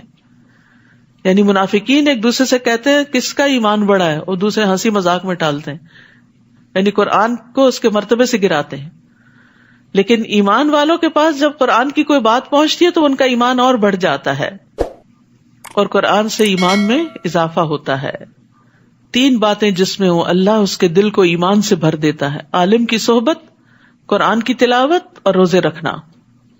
وَأَمَّا الَّذِينَ فِي قُلُوبِهِم مَرَضٌ، رہے وہ لوگ جن کے دلوں میں نفاق کی بیماری ہے تو اس صورت نے ان کی پہلی ناپاکی پر مزید ناپاکی کا اضافہ کر دیا، اور وہ مرتے دم تک کافر کے کافر ہی رہے. یعنی منافقین کو قرآن نے کچھ فائدہ نہ دیا، ان کی خرابیاں اور زیادہ ہوتی رہیں. تو قرآن کا دل پر اثر نہ ہونا دل کے بیمار ہونے کی علامت ہے. کیا وہ یہ نہیں دیکھتے کہ انہیں ہر سال 1 بار یا 2 بار کوئی نہ کوئی مصیبت پیش آ جاتی ہے؟ یعنی اللہ تعالیٰ ان پہ آزمائشیں بھیجتے کہ شاید ہوش میں آ جائیں. پھر بھی یہ لوگ نہ توبہ کرتے ہیں اور نہ نصیحت قبول کرتے ہیں. اور جب کوئی صورت نازل ہوتی ہے تو یہ منافق آنکھوں ہی آنکھوں میں ایک دوسرے کی طرف اشارہ کر کے پوچھتے ہیں کیا تمہیں کوئی مسلمان تو نہیں دیکھ رہا؟ پھر وہاں سے واپس چلے جاتے ہیں. یعنی جب آنکھ اوجل ہوتی ہے تو چپکے سے مجلس سے نکل جاتے ہیں. اللہ نے ان کے دلوں کو راہ حق سے پھیر دیا، کیونکہ یہ لوگ ہیں ہی ایسے جو کچھ بھی نہیں سمجھتے. مجلس میں ہو تب بھی نہیں سمجھتے، نہ آئیں تو تب بھی ان کو ہوش نہیں، اپنی غلطی کا احساس نہیں. لقد جاءکم رسول من انفسکم، لوگوں تمہارے پاس تمہیں میں سے ایک رسول آیا ہے، انسانوں میں سے ہی ہے. اے اہل عرب تمہیں میں سے ہے، رسول عربی ہے. اگر تمہیں کوئی تکلیف پہنچے تو اسے گراں گزرتی ہے. سبحان اللہ. ایک لیڈر کے اندر یہ کوالٹی بہت زیادہ ہونی چاہیے کہ ساتھیوں میں سے کسی کو کوئی تکلیف ہو تو اس کو بھی تکلیف پہنچے. وہ تمہاری فلاح کا حریص ہے، یعنی اس کے اندر ایک شدید تڑپ ہے کہ سب لوگ ہدایت پا جائیں. مومنوں پر نہایت مہربان اور رحم کرنے والا ہے. نبی صلی اللہ علیہ وسلم کی یہ حرص تھی کہ سب لوگ آگ سے بچ جائیں. فرمایا میری مثال اور لوگوں کی مثال اس شخص کی طرح ہے جس نے آگ روشن کی، جب اس کے چاروں طرف روشنی پھیل گئی تو پروانے اور کیڑے مکوڑے جو آگ پر گرتے ہیں اس میں گرنے لگے. وہ آدمی ان کو آگ سے دور کرتا ہے لیکن وہ اس کے قابو میں نہیں آتے بلکہ آگ میں گرتے رہتے ہیں. اسی طرح میں تمہاری کمروں سے پکڑ کر تمہیں آگ سے دور کرتا ہوں اور تم ہو کہ اس میں گرتے جا رہے ہو. آپ صلی اللہ علیہ وسلم نے امت کی خاطر اپنے آرام کو ترک کر دیا تھا. آپ ان کی تکلیف کا خیال رکھتے تھے. رسول اللہ صلی اللہ علیہ وسلم نے فرمایا میں نماز شروع کرتا ہوں اور میرا ارادہ لمبی نماز پڑھانے کا ہوتا ہے، لیکن میں بچے کے رونے کی آواز سنتا ہوں تو میں اس کی والدہ کی تکلیف کی شدت کی وجہ سے نماز چھوٹی کر دیتا ہوں کہ اس کی ماں کو تکلیف نہ ہو. کیا ہم بھی دوسروں کے لیے اتنے کیئرنگ ہیں کہ کسی کو تکلیف نہ پہنچے؟ تو ہر وہ شخص جو لیڈرشپ کے مقام پر ہے اس کو لازماً اس بات کا خیال رکھنا چاہیے کہ اس کے ساتھی کس حال میں ہیں، کسی تکلیف میں تو نہیں. آپ امت کے لیے روتے تھے، ان کے لیے دعائیں کرتے تھے.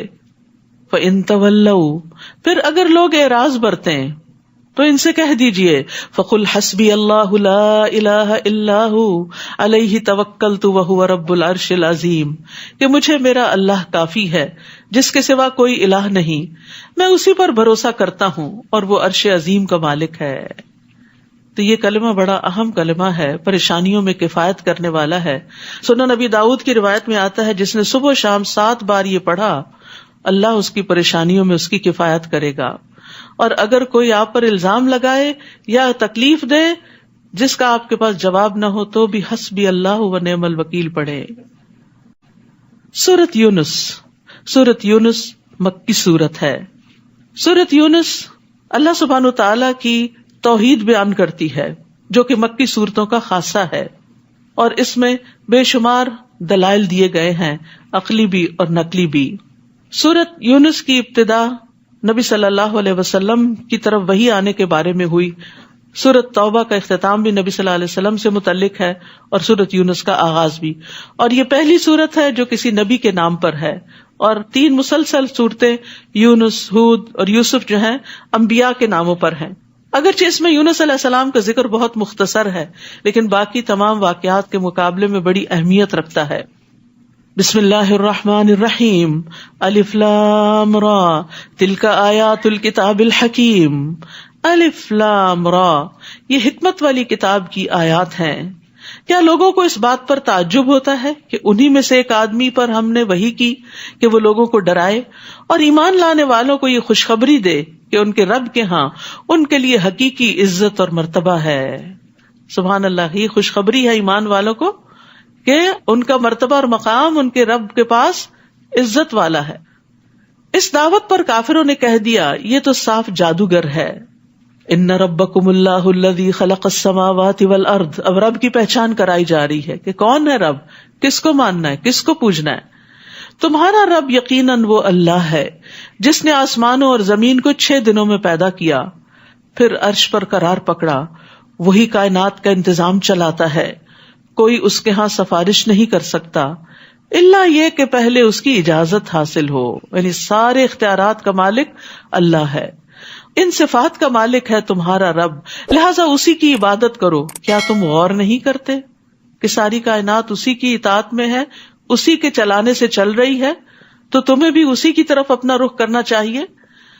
الیہ مرجعکم جمیعا، اسی کی طرف تم سب کو لوٹ کر جانا ہے. آئے بھی وہیں سے ہیں، جانا بھی وہی ہے، تو جتنے دن یہاں ہیں یہ بھی اسی کی یاد میں گزرے تو اچھا ہے، تبھی کامیابی ہوگی. تمہیں اسی کی طرف لوٹ کر جانا ہے، یہ اللہ کا پکا وعدہ ہے. وہی خلقت کی ابتدا کرتا ہے، وہی دوبارہ پیدا کرے گا، تاکہ ان لوگوں کو انصاف کے ساتھ بدلہ دے جو ایمان لائے اور جو نیک عمل کرتے رہے. اللہ نے آخرت کا دن کیوں رکھا ہے؟ اعمال کا بدلہ دینے کے لیے، کیونکہ دنیا میں یہ پاسبل نہیں. ایک بندہ 1000 لوگوں سے نیکی کرتا ہے تو 1000 لوگ تو اس کو فائدہ نہیں پہنچا سکتے، یا پہنچائیں بھی تو وہ کتنا سنبھالے گا. تو پھر یہ بدلہ تو آخرت میں ہی مل سکتا ہے. اسی طرح ایک شخص نے 1000 کو قتل کر دیا تو 1000 کے قتل کا بدلہ اسے ایک سے ہی دنیا میں نہیں لیا جا سکتا. ہاں آخرت ہے اس کے لیے. اور جن لوگوں نے کفر کیا ان کے لیے کھولتا ہوا پانی اور دردناک عذاب ہوگا. یہ اس انکار حق کا بدلہ ہے جو وہ کیا کرتے تھے. وہی تو ہے جس نے سورج کو ضیاء اور چاند کو نور بنایا اور چاند کے لیے منزلیں مقرر کر دی تاکہ تم برسوں اور تاریخوں کا حساب معلوم کر سکو.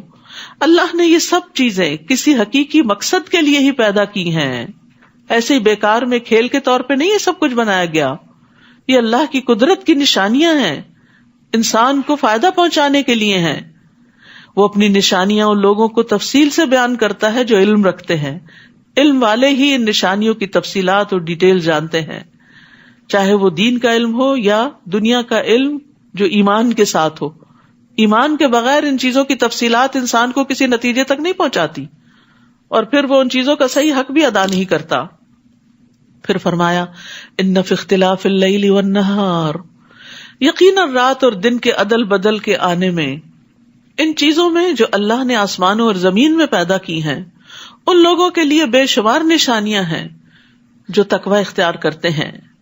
ان الذین لا یرجون لقاءنا ورضوا بالحیاۃ الدنیا واطمأنوا بها والذین هم عن آیاتنا غافلون، جو لوگ ہماری ملاقات کی توقع نہیں رکھتے، یعنی آخرت کا یقین نہیں جن کو، اور دنیا کی زندگی پر ہی راضی اور مطمئن ہو گئے ہیں، دنیا میں ہی دل لگا لیا، اسی کی رونقوں میں گم ہیں، اور وہ لوگ جو ہماری قدرت کے نشانوں سے غافل ہیں. حسن کہتے ہیں اللہ کی قسم، جب تک کافر اس دنیا پر راضی نہیں ہوئے تھے انہوں نے دنیا کو نہ ہی مزین کیا نہ اس کا رتبہ بلند کیا. جب دنیا پہ راضی ہو گئے تو وہ اس کو خوبصورت بنانے میں لگ گئے اور اس کے معیار کو بلند کرنے میں لگ گئے. وہ اللہ کی کونی آیات سے بے خبر اور غافل ہیں، ان میں غور و فکر نہیں کرتے، اور اللہ کی شرعی آیات کا بھی انہیں علم نہیں کہ جن پر وہ عمل پیرا ہوں. تو ایسے لوگوں کے لیے پھر قیامت کے دن آگ ہی ٹھکانا ہے. تو یاد رکھیے، انسان اپنی ساری قوتوں اور سوچ و بچار کا مرکز صرف دنیا کو نہ بنائے، اپنا ہم و غم صرف دنیا کو نہ بنائے. اپنی آخرت کو بھول کر صرف دنیا کے پیچھے لگ جانا ناکامی کی علامت ہے. رسول اللہ صلی اللہ علیہ وسلم نے فرمایا، جس شخص کا مقصد اور حرص دنیا ہو اور وہی اس کا ہدف، اس کی منزل بن جائے، اور وہ اسی کی نیت رکھتا ہو، ہر چیز میں صرف دنیا تلاش کر رہا ہو، اللہ اس کی آنکھوں کے سامنے اس کا فقر و فاقہ کر دیتے ہیں، محتاجی، ہر وقت اس کو کچھ نہیں پاس، اور اس پر اس کے معاملات بکھیر دیتے ہیں، اس کے کام سمٹنے میں نہیں آتے، اور اس کو اتنا ہی ملتا ہے جو اس کے لیے لکھ دیا گیا. اور جس شخص کا مقصد اور حرص آخرت ہو اور وہی اس کا ہدف بن جائے اور وہ اسی کی نیت کرتا ہو، تو اللہ اس کے دل میں غنا ڈال دیتا ہے، اس کو راضی کر دیتا ہے، اس کے معاملات کو یکجا کر دیتا ہے، اور دنیا اس کے پاس ذلیل ہو کر آتی ہے. تو جو لوگ صرف دنیا ہی کے پیچھے بھاگے چلے جا رہے ہیں، فرمایا اولئک مأواہم النار بما کانوا یکسبون، ان سب کا ٹھکانہ جہنم ہے، یہ ان کاموں کا بدلہ ہے جو وہ کرتے رہے. ان الذین آمنوا وعملوا الصالحات یہدیہم ربہم بایمانہم، بلا شبہ جو لوگ ایمان لائے اور نیک اعمال کرتے رہے، ان کے ایمان کی وجہ سے ان کا رب انہیں ایسی نعمتوں والے باغوں کی راہ دکھلائے گا جن کے نیچے نہریں بہہ رہی ہوں گی. تو ایمان کی بدولت دنیا میں بھی استقامت ملتی ہے اور آخرت میں جنت کی طرف رہنمائی ملتی ہے. یہدیہم ربہم بایمانہم، تو ایمان ذریعہ بنتا ہے ہدایت کا. تو اس لیے ہدایت میں اضافے کے لیے ایمان بڑھانے کی فکر کرنی چاہیے، تبھی علم بھی فائدہ دیتا ہے. ورنہ انفارمیشن حاصل کرتا جائے انسان اور ایمان نہ بڑھے تو عمل میں کچھ نہیں آتا، اور جب عمل میں نہیں تو آخرت کا فائدہ نہیں ہوتا. اور نیک اعمال کی بدولت بھی جنت کی طرف رہنمائی ملتی ہے. ابن جریج نے اس آیت کے بارے میں کہا کہ ایسا شخص یعنی ایمان کے ساتھ جس کو ہدایت ملی، جب اپنی قبر سے اٹھے گا تو اس کا عمل اس کے لیے ایک اچھی شکل اور صورت اور اچھی خوشبو میں متشکل ہو جائے گا. یعنی عمل خوبصورت شکل والی چیز جس میں سے خوشبو آئے گی وہ بن جائے گا، اور وہ عمل اپنے ساتھی کے گلے ملے گا اور اسے بھلائیوں کی خوشخبری دے گا اور کہے گا تم کون ہو؟ وہ کہے گا میں تمہارا عمل ہوں. یعنی عمل استقبال کرے گا، وہ اس کے آگے آگے روشنی کرے گا یہاں تک کہ اسے جنت میں داخل کر دے گا. آپ کو معلوم ہے پل صراط کے اوپر بھی روشنی چاہیے. حشر کے میدان میں ہر ایک کے پاس وہی روشنی ہے جو اس کے اپنے عمل کی، تو جتنا چاہے کوئی اس روشنی کو اپنے عمل کے ذریعے بڑھا لے. اور کافر کے لیے اس کا عمل بری شکل، بری صورت اور بدبودار صورت میں متشکل ہوگا. وہ اپنے مالک سے چمٹ جائے گا، چمٹا رہے گا یہاں تک کہ اسے جہنم میں گرا دے. تو قبر میں جاتے ہی انسان کے نیک اعمال اس کے ساتھ ہوتے ہیں. رسول اللہ صلی اللہ علیہ وسلم نے فرمایا مومن کی مثال اور موت کی مثال اس شخص کی طرح ہے جس کے 3 دوست ہوں. ان میں سے ایک مال ہو، وہ کہے کہ اپنی چاہت کے مطابق لے لے. دوسرا کہے میں تیرے ساتھ ہوں، جب تو مر جائے گا تو الگ ہو جاؤں گا. تیسرا کہے میں تیرے ساتھ ہوں، ساتھ ہی جاؤں گا، ساتھ ہی نکلوں گا. پہلا دوست مال ہے جو صرف دنیا تک کام آتا ہے، دوسرا اولاد جو قبر تک ساتھ جاتی ہے، اور تیسرا عمل جو قبر میں ساتھ اترتا ہے اور پھر آخرت میں بھی ساتھ اٹھے گا. لیکن ہم مال اور اولاد کو زیادہ امپورٹنس دیتے ہیں اور عمل کی طرف سے کوتاہی کر جاتے ہیں. نیک اعمال روشن چہرے کی صورت میں قبر کی تنہائی دور کریں گے. روایت میں آتا ہے اس کے پاس ایک ایسا آدمی آتا ہے یعنی نیک اعمال کی شکل میں جس کا چہرہ انتہائی خوبصورت, کپڑے انتہائی خوبصورت اور اس سے بڑی اچھی خوشبو آتی ہے. وہ کہتا ہے تو خوشخبری پا اس چیز کی جو تجھے خوش کر دے, یعنی اللہ کی رضا کی, جنت کی. یہ تیرا وہ دن ہے جس کا تجھ سے وعدہ کیا جاتا تھا. تو وہ فوت شدہ آدمی اس سے کہتا ہے بشرک اللہ بخیر, اللہ تجھے بھی خیر کی بشارت دے. تو کون ہے؟ تیرا چہرہ کیا ہی مبارک ہے جو خیر لایا ہے. وہ کہتا ہے میں تیرا نیک عمل ہوں. اللہ کی قسم جو کچھ میں جانتا ہوں وہ یہ کہ تو اللہ کی اطاعت میں بڑی جلدی کرتا تھا اور اللہ کی نافرمانی میں سست تھا. فجزاک اللہ خیرا. یاد رکھیے نیک عمل آج ہمیں بھاری لگتے ہیں. قرآن کی مجلس میں حاضر ہونا, سیکھنا, نیکی کے کام, پھر اس میں سے جو عمل کے نقطے آئے ان پر عمل کرنا, یہ نفس میں بھاری ہوتے ہیں, مصروفیات میں ڈیزالو ہو جاتے ہیں, پھر یاد نہیں رہتا. لیکن یہی تو کام آنے والا ہے, اس کی فکر کرنے کی ضرورت ہے. ہم بس دنیا میں مشغول, نمازوں میں جھٹ سے 4 سجدے کر کے آگے جیسے بوجھ اتارا, حالانکہ اس نے ساتھ جانا ہے. یہ کام یہی دھرے کے دھرے رہ جائیں گے.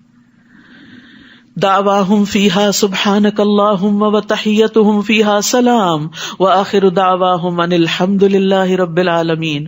وہاں ان کی پکار یہ ہوگی اے اللہ تو پاک ہے, اور ان کی آپس میں دعا ہوگی تم پر سلامتی ہو, اور ان کا خاتمہ کلام یہ ہوگا کہ سب کی سب تعریف اللہ کے لیے ہے جو تمام جہانوں کا رب ہے. اور اگر اللہ بھی لوگوں کو برائی پہنچانے میں ایسی ہی جلدی کرتا ہے جیسے وہ بھلائی کو جلد از جلد چاہتے ہیں, تو اب تک ان کی مدت پوری ہو چکی ہوتی, مگر اللہ کا یہ دستور نہیں. لہٰذا جو لوگ ہم سے ملنے کی توقع نہیں رکھتے انہیں ہم ان کی سرکشی میں بھٹکنے کے لیے کھلا چھوڑ دیتے ہیں. وَإِذَا مَسَّ الْإِنسَانَ الضُّرُّ دَعَانَا لِجَنبِهِ أَوْ قَاعِدًا أَوْ قَائِمًا. اور جب انسان کو کوئی تکلیف پہنچتی, بیماری ہو, کوئی مالی مسئلہ ہو, اولاد کی طرف سے ہو, تو وہ ہمیں اپنے پہلو پر لیٹے اور بیٹھے اور کھڑے ہر حال میں پکارتا ہے. پھر اللہ خوب یاد آتا ہے. پھر جب ہم اس سے وہ تکلیف دور کر دیتے ہیں تو وہ ایسے گزر جاتا ہے, اللہ کو یوں بھول جاتا ہے جیسے تکلیف کے وقت اس نے ہمیں پکارا ہی نہ تھا. یہ بڑا بے وفائی والا معاملہ ہوتا ہے, مطلبی معاملہ ہے کہ اللہ کو صرف اس وقت یاد کیا جائے جب کوئی پریشانی ہو, اور جو پریشانی چلی جائے تو غفلت میں پڑ جائے انسان. نہیں, خوشحالی میں, تنگی میں, ہر حال میں اللہ کو یاد رکھنا ہے. ایسے حد سے بڑے ہوئے لوگوں کو وہی کام اچھے معلوم ہونے لگتے ہیں جو وہ کرتے ہیں. تو یہاں بنیادی طور پر خوشحالی میں دعائیں نہ مانگنے والوں کی مذمت کی جا رہی. یاد رکھیے جو خوشحالی میں اللہ کو یاد رکھتا ہے, مشکل میں اللہ اس کو یاد رکھتا ہے. نبی صلی اللہ علیہ وسلم نے فرمایا تھا تم خوشحالی میں اسے یاد رکھو تو وہ تکلیف کے وقت تمہیں یاد رکھے گا. ہم تم سے پہلے کی بہت سی قوموں کو ہلاک کر چکے ہیں جبکہ انہوں نے ظلم کی روش اختیار کی. ان کے پاس ان کے رسول واضح دلائل لے کر آئے مگر وہ ایمان لانے والے نہ تھے. ہم مجرم لوگوں کو ایسے ہی سزا دیتے ہیں. پھر ان کے بعد ہم نے تمہیں زمین میں ان کا جانشین بنایا تاکہ ہم دیکھیں کہ تم کیسے عمل کرتے ہو. اور جب ان پر ہماری واضح آیات پڑھی جاتی ہیں جو ہم سے ملنے کی توقع نہیں رکھتے, یعنی آخرت کو نہیں مانتے, اللہ کی ملاقات کا کوئی یقین نہیں, تو کہتے ہیں اس قرآن کے سوا کوئی اور قرآن لاؤ. یہ باتیں بڑی مشکل ہے. یا اس میں تبدیلی کر دو, یعنی قرآن کو اپنی خواہشات کے مطابق بدلنا چاہتے ہیں, اپنی عقل کے مطابق. سوچئے آپ کی عقل بڑی ہے اللہ کی. آپ ان سے کہیے مجھے یہ حق نہیں کہ میں اپنی طرف سے اس میں کوئی تبدیلی کروں, میں تو اسی کی پیروی کرتا ہوں جو میری طرف وحی کی جاتی ہے. اگر میں اپنے رب کی نافرمانی کروں تو میں بڑے دن کے عذاب سے ڈرتا ہوں کہ اس دن پکڑ ہو جائے گی. نیز آپ کہیے اگر اللہ چاہتا تو میں تمہارے سامنے یہ قرآن نہ پڑھتا اور نہ ہی اللہ تمہیں اس سے آگاہ کرتا. میں نے اس سے پہلے تمہارے درمیان اپنی عمر کا بڑا حصہ گزارا ہے, پھر بھی تم نہیں سوچتے. یعنی محمد صلی اللہ علیہ وسلم نے 40 سال تک کوئی قرآن نہیں سنایا تھا, اب اللہ کا حکم آیا ہے تو سنا رہے ہیں, تو آخر تم کیوں نہیں سمجھتے؟ پھر اس شخص سے بڑا ظالم کون ہوگا جو اللہ پہ جھوٹ باندھے یا اس کی آیتوں کو جھٹلائے. ایسے مجرم کبھی فلاح نہیں پاتے. یہ لوگ اللہ کو چھوڑ کر ایسی چیزوں کی پرستش کرتے ہیں. اہل مکہ کی طرف اشارہ ہے جو اس وقت بت پرستی میں مبتلا تھے, جو ان کا نہ کچھ بگاڑ سکے نہ فائدہ پہنچا سکے, جن کے ہاتھ میں کوئی نفع نقصان نہیں, اور کہتے ہیں یہ اللہ کے ہاں ہمارے سفارشی ہوں گے. آپ ان سے کہیے کیا تم اللہ کو ایسی بات کی خبر دیتے ہو جس کا وجود نہ کہیں آسمانوں میں اسے معلوم ہوتا ہے اور نہ زمین میں؟ وہ ایسی باتوں سے پاک اور بالا تر ہے جو شرک یہ کرتے ہیں. ابتدا میں لوگ ایک ہی امت تھے، پھر انہوں نے آپس میں اختلاف کیا، اور اگر تیرے رب کی طرف سے ایک بات پہلے سے طے شدہ نہ ہوتی تو جس بات میں وہ اختلاف کر رہے تھے ان کے درمیان اس کا فیصلہ ہو چکا ہوتا. نیز کہتے ہیں کہ اس پر اس کے رب کی طرف سے کوئی معجزہ کیوں نہیں اتارا گیا؟ آپ ان سے کہیے غیب کے امور تو اللہ کے اختیار میں ہیں، لہذا تم بھی انتظار کرو اور میں بھی تمہارے ساتھ انتظار کرتا ہوں. وَإِذَا أَذَقْنَا النَّاسَ رَحْمَةً مِّن بَعْدِ ضَرَّاءَ مَسَّتْهُمْ، اور جب کوئی تکلیف پہنچنے کے بعد ہم انہیں اپنی رحمت کا مزہ چکھاتے ہیں، یعنی مشکل وقت دور ہو جاتا ہے، تو پھر یہ ہماری نشانیوں کی مختلف توجیحات پیش کر کے اس پہ چال بازیاں شروع کر دیتے ہیں. آپ ان سے کہیے کہ اللہ بہت جلد تمہاری چال بازیوں کا جواب دے گا. جو چالیں تم چل رہے ہو یقیناً ہمارے رسول یعنی فرشتے انہیں لکھتے جا رہے ہیں. یعنی انسان اللہ تعالیٰ کے ساتھ جیسا بھی معاملہ کرتا ہے، بے وفائی کا، خود غرضی کا، وہ سب کچھ لکھا جا رہا ہوتا ہے اور اللہ کو براہ راست بھی معلوم ہے. پھر اللہ تعالیٰ کی پہچان کی بات ہے، اللہ کی الوہیت کے دلائل ہیں. وہی تو ہے جو تمہیں خشکی اور سمندر میں سیر کراتا ہے، حتیٰ کہ جب تم کشتی میں سوار ہوتے ہو تو وہ کشتیاں باد موافق سے انہیں لے کر چلتی ہیں اور وہ اس سے خوش ہوتے ہیں کہ یکدم ان کشتیوں کو آندھی آ لیتی ہے اور ہر طرف سے موجوں کے تھپیڑے لگنے شروع ہو جاتے ہیں اور انہیں یقین ہو جاتا ہے کہ اب گھیرے میں آ گئے، اب نہیں بچتے. تو اس وقت عبادت کو اسی کے لیے خالص کرتے ہوئے اللہ سے دعا مانگتے ہیں. دعا بھی عبادت ہے کہ اگر تو نے ہمیں اس طوفان سے بچا لیا تو ہم شکر گزار بن کر رہیں گے. یعنی مصیبت کے وقت اللہ کی طرف رجوع کرتے ہیں. اور اللہ تعالیٰ مضطر بے قرار انسان کی دعا سنتا ہے، چاہے وہ مسلمان ہو یا نہ ہو. کہنا یہ مقصود ہے کہ جب سارے سہارے ٹوٹ جاتے ہیں، کوئی کام آنے والا نہیں ہوتا، تو پھر سب کو بھول کر صرف اللہ کو پکارتے، اور یہ انسان کی فطرت میں ہے. پھر جب اللہ نے انہیں بچا لیا تو فوراً حق سے منحرف ہو کر زمین میں بغاوت کرنے لگتے ہیں، خشکی پہ اتر کے پھر سے وہی شروع کر دیتے ہیں، وہی شرک، وہی نافرمانی. لوگوں دھیان سے سن لو، تمہاری سرکشی کا وبال تم ہی پر پڑے گا. دنیا کی زندگی کے چند روزہ مزے لوٹ لو، پھر تمہیں ہمارے پاس ہی آنا ہے اور ہم تمہیں بتا دیں گے کہ تم کیا کیا کرتے تھے. یعنی دنیا میں انسان کتنے دن اللہ سے بھاگ سکتا ہے؟ سوچئے، ہم دین کی طرف نہیں آنا چاہتے، نہ آئے، بھاگے اللہ سے، بھاگے بھاگے بھاگے، کہاں پہنچیں گے؟ اللہ ہی کے پاس پہنچیں گے. تو پھر بھاگنے کا کیا فائدہ؟ اطاعت کی طرف آ جائیں. جب جانا اسی کے پاس ہے تو اس کو راضی کر لے. انما مثل الحیات الدنیا کما، دنیا کی زندگی کی مثال تو ایسے ہے جیسے ہم نے آسمان سے پانی برسایا. آج صبح خوب دیکھا ہوگا آپ نے برستی بارش کو، جس سے زمین کی نباتات خوب گھنی ہو گئی، جس سے انسان بھی کھاتے ہیں اور چوپائے بھی، حتیٰ کہ زمین اپنی بہار پر آ گئی اور خوشنما معلوم ہونے لگی، ہر طرف سبزہ ہو گیا، اور کھیتی کے مالکوں کو یقین ہو گیا کہ وہ اس پیداوار سے فائدہ اٹھانے پہ قادر ہیں. تو یکا یک رات کو یا دن کو ہمارا عذاب آ پہنچا تو ہم نے اس کو کٹی ہوئی کھیتی کی طرح بنا دیا، سب برباد ہو گیا. بعض اوقات آپ لگاتے ہیں نا اس سیزن میں پھول، تو ایک دن فراسٹ آ جاتی ہے اور سب کچھ ختم ہو جاتا ہے، جیسے کل وہاں کچھ تھا ہی نہیں. دنیا کی رونقیں تو اس طرح ختم ہو جاتی ہیں. اسی طرح ہم اپنی آیات ان لوگوں کے لیے تفصیل سے بیان کرتے ہیں جو کچھ غور و فکر کرتے ہیں. یاد رکھیے قیامت کے دن دنیا یوں لگے گی جیسے کوئی چیز ہی نہ تھی، انتہائی حقیر. گھر میں، اپنے آپ میں، اولاد میں جن جن چیزوں سے بڑا خوش ہوتے ہیں، امپریس ہوتے ہیں، انسپائر ہوتے ہیں، ان سب چیزوں کے بارے میں سوچئے. آج جائیے اور ضرور دیکھیے. ہوتا ہے نا کہ کوئی پرفیوم آپ کو بڑا پسند ہے، کوئی جیولری آپ کو اپنی بڑی اچھی لگتی ہے، کوئی اپنا ڈریس آپ کو بڑا پسند ہوتا ہے، تو آپ اس کو نہ کسی کو دیتے ہیں، سنبھال کے رکھتے ہیں، تھوڑا تھوڑا یوز کرتے ہیں، ختم نہ ہو جائے. کتنی چیزیں ہوتی ہیں جن کے ساتھ ہماری ایموشنل میموریز منسلک ہوتی ہیں. یہ فلاں موقع کی یادگار ہے، یہ فلاں وقت کی چیز ہے، نانی دادی پڑنانی کے وقت سے چیزیں لے کے چل رہے ہوتے ہیں. کبھی سوچیں وہ بھی چھوڑ گئے، ہم نے بھی چھوڑ جانا ہے. اس وقت کو ان چیزوں کی سیوا میں نہ استعمال کریں، آگے کی سوچیں وہاں کیا کام آئے گا. وہاں کیا فائدہ دے گا؟ وہاں کے لیے جمع کریں ان کو. دنیا میں سب سے زیادہ خوشحال شخص جب اس سے پوچھا جائے گا کہ آدم کے بیٹے کبھی تو نے کوئی بھلائی دیکھی؟ کیا تمہیں کبھی کوئی نعمت چھو کر گزری؟ کہے گا میرے رب کی قسم میں نے کبھی بھی نہیں کچھ دیکھا. یہ اس شخص کا جواب ہوگا جو دنیا میں سب سے زیادہ خوشحال ہوگا.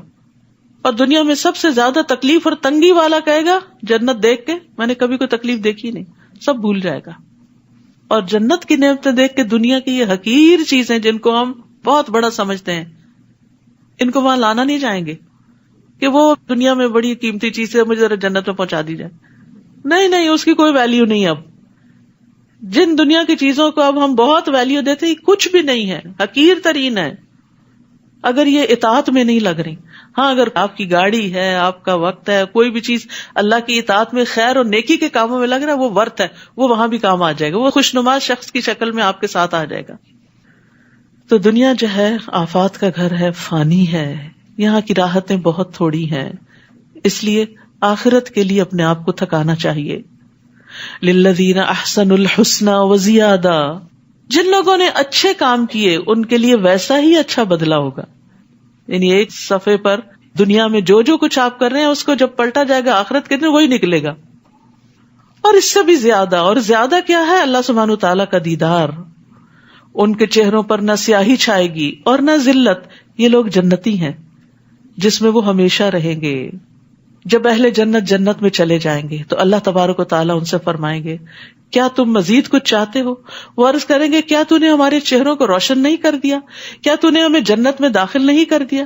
کیا تو نے ہمیں آگ سے نجات نہیں دے دی؟ تو اللہ تعالیٰ ان کے درمیان سے اپنا حجاب ہٹا دے گا.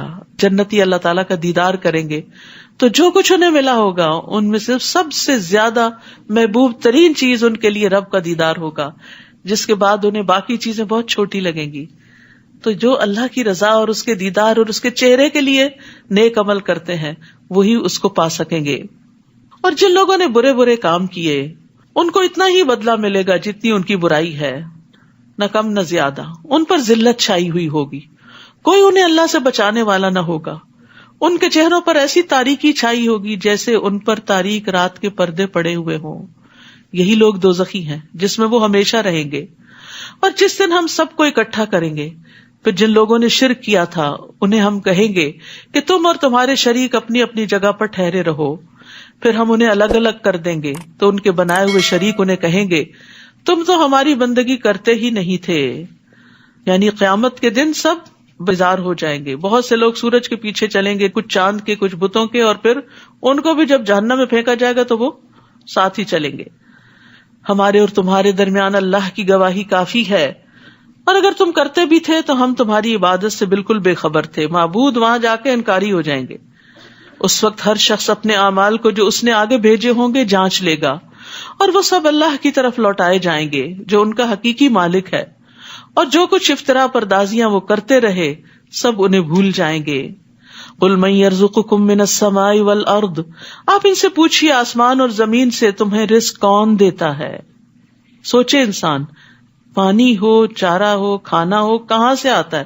اللہ پانی نہ برسائے تو پانی ختم ہو جائے، آپ کا برف نہ پڑے تو ذخیرے ختم ہو جائیں، زمین کچھ نہ اگائے تو کھانے کو کچھ نہ ملے. یا وہ کون ہے جو سماعت اور بینائی کی قوتوں کا مالک ہے؟ کون ہے جو مردہ سے زندہ کو اور زندہ سے مردہ کو نکالتا ہے؟ کون ہے جو کائنات کا نظام چلا رہا ہے؟ وہ فوراً بول اٹھیں گے کہ اللہ. پھر ان سے کہیے کہ تم اس سے ڈرتے کیوں نہیں جب سب کچھ کر وہ رہا ہے، خالق وہ ہے، رازق وہ ہے، مالک وہ ہے، تو اس کی عبادت کیوں نہیں کرتے؟ اس کے آگے کیوں نہیں جھکتے؟ اس سے ڈرتے کیوں نہیں؟ یہ ہے اللہ تمہارا حقیقی رب. پھر حق کے بعد سوائے گمراہی کے کیا باقی رہ جاتا ہے؟ پھر تم کدھر سے پھرائے جا رہے ہو؟ اس طرح آپ کے رب کی بات ان بد کرداروں پر صادق آ گئی کہ وہ کبھی ایمان نہ لائیں گے. آپ ان سے پوچھئے تمہارے شریکوں میں کوئی ایسا بھی ہے جو تخلیق کی ابتدا بھی کرتا ہو پھر اسے دوبارہ بھی پیدا کر سکے؟ آپ کہیے اللہ ہی خلقت کی ابتدا بھی کرتا ہے پھر دوبارہ بھی وہی پیدا کرے گا. پھر تم یہ کس الٹی راہ پہ چلائے جا رہے ہو؟ آپ ان سے پوچھئے تمہارے شریکوں میں کوئی ایسا بھی ہے جو حق کی طرف رہنمائی کر سکے؟ آپ کہیے اللہ ہی حق کی طرف رہنمائی کرتا ہے. بھلا وہ جو حق کی طرف رہنمائی کرے وہ اتباع کا زیادہ حقدار ہے یا وہ جو خود بھی راہ نہیں پا سکتا الا یہ کہ اسے راہ بتائی جائے؟ پھر تمہیں کیا ہو گیا ہے؟ یہ تم کیسے فیصلے کرتے ہو؟ حقیقت یہ ہے کہ ان میں سے اکثر لوگ قیاس اور گمان کے پیچھے چل رہے ہیں، ان کے پاس دلیل کوئی نہیں، حالانکہ گمان حق کے مقابلے میں کسی کام نہیں آتا۔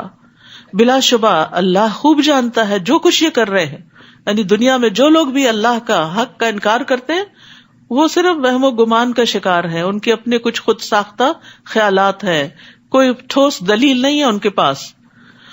پھر فرمایا قرآن ایسی چیز نہیں جسے اللہ کے سوا کوئی اور بنا سکے، بلکہ یہ تو اپنے سے پہلی کتابوں کی تصدیق کرتی ہے اور الکتاب کی تفصیل ہے، اس میں کوئی شک نہیں کہ رب العالمین کی طرف سے نازل شدہ ہے۔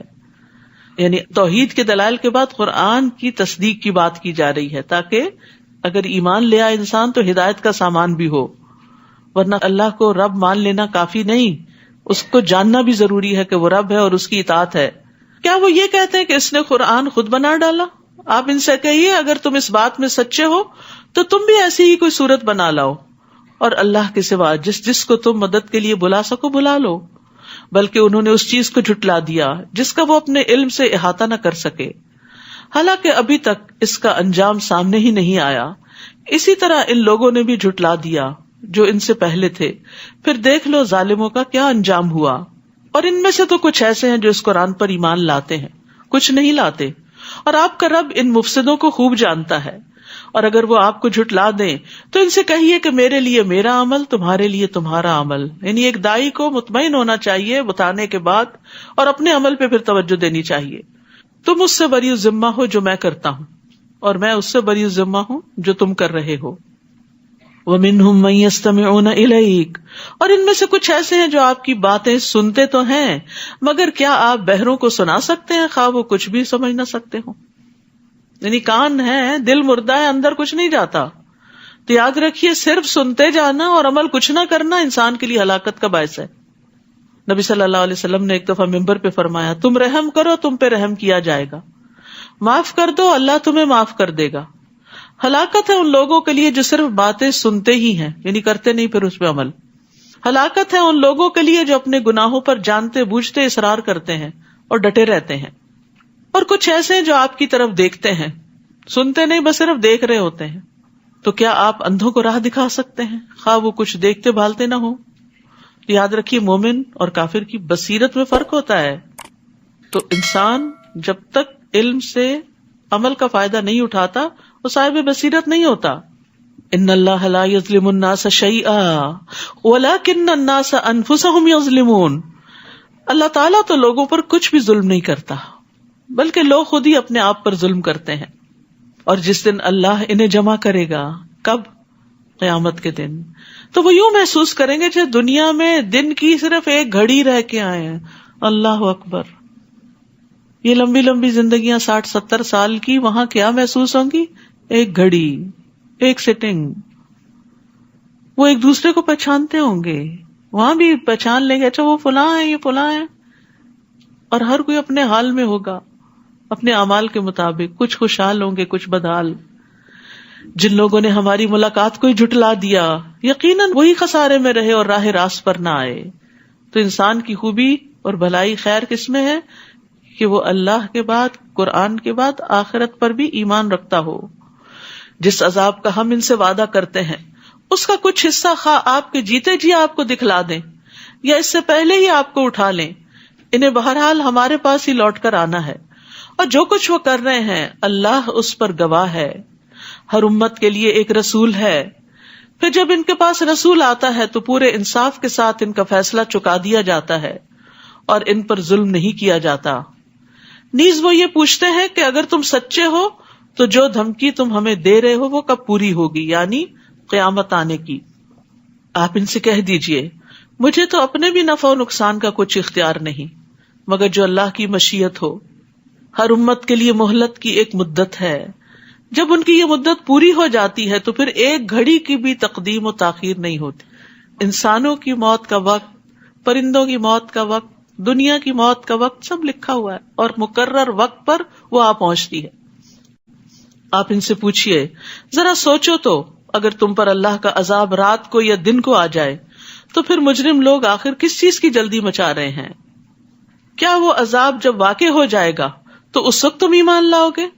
اب تمہیں یقین آیا جبکہ اسی کے لیے تو تم جلدی مچا رہے تھے. یعنی موت کے وقت انسان کے سامنے حقیقت کھل جاتی، یا کسی آفت کے ساتھ انسان گر جائے تو اس کو پتا چل جاتا ہے کہ قوت اللہ ہی کی ہے، سچائی وہی ہے جو قرآن و سنت میں ہمیں بتا دی گئی تھی. پھر ظالموں سے کہا جائے گا کہ ابدی عذاب کا مزہ چکھو، یہ تمہیں انہی کاموں کا بدلہ دیا جاتا ہے جو تم کرتے رہے. نیز وہ آپ سے پوچھتے ہیں آیا یہ واقعی سچ ہے؟ یعنی شک ہے انہیں قیامت کے آنے میں. آپ ان سے کہیے میرے رب کی قسم یہ بالکل سچ ہے اور تم اسے روک نہیں سکتے.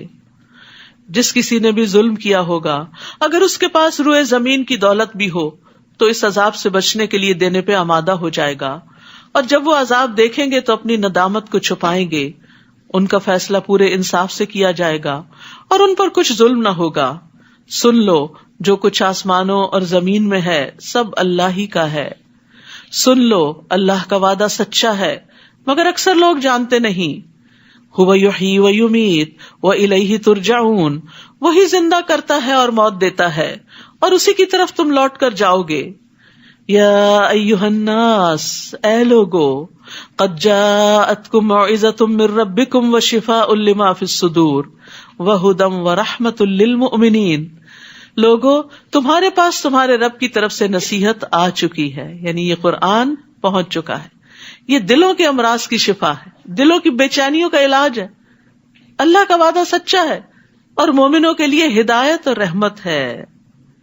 قرآن سینے کی بیماریوں کی شفا، یعنی دلوں سے گھٹن اور تنگی اور وسوسے اور برے خیالات اور فاسد ارادے اور بری نیتیں جو شیطان انسان کے دل میں ڈالتا ہے ان سب کو نکال دیتا ہے اور انسان کو اندر سے صاف ستھرا کر دیتا ہے.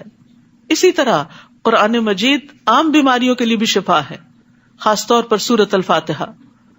ابن قیم کہتے ہیں دلوں اور جسموں کی بیماریوں میں سے کوئی بیماری ایسی نہیں جس کا علاج اور اس کے سبب کی طرف رہنمائی کا ذریعہ قرآن میں موجود نہ ہو. تو اس نعمت اور اس رحمت اور ہدایت کے آنے پر ہمارا طرز عمل کیا ہونا چاہیے؟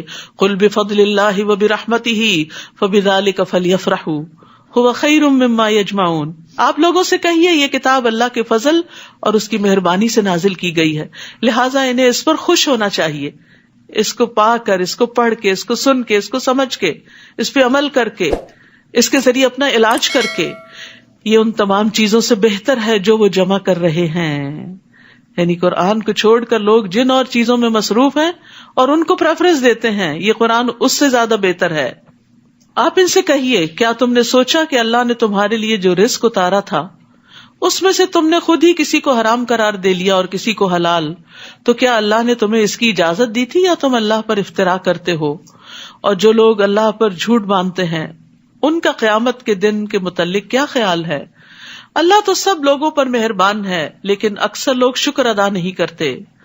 اے نبی تم جس حال میں بھی ہوتے ہو اور قرآن میں سے جو کچھ بھی سناتے ہو، اور اے لوگو جو کام بھی تم کر رہے ہوتے ہو، ہم ہر وقت تمہارے پاس ہوتے ہیں جب تم اس میں مشغول ہوتے ہو.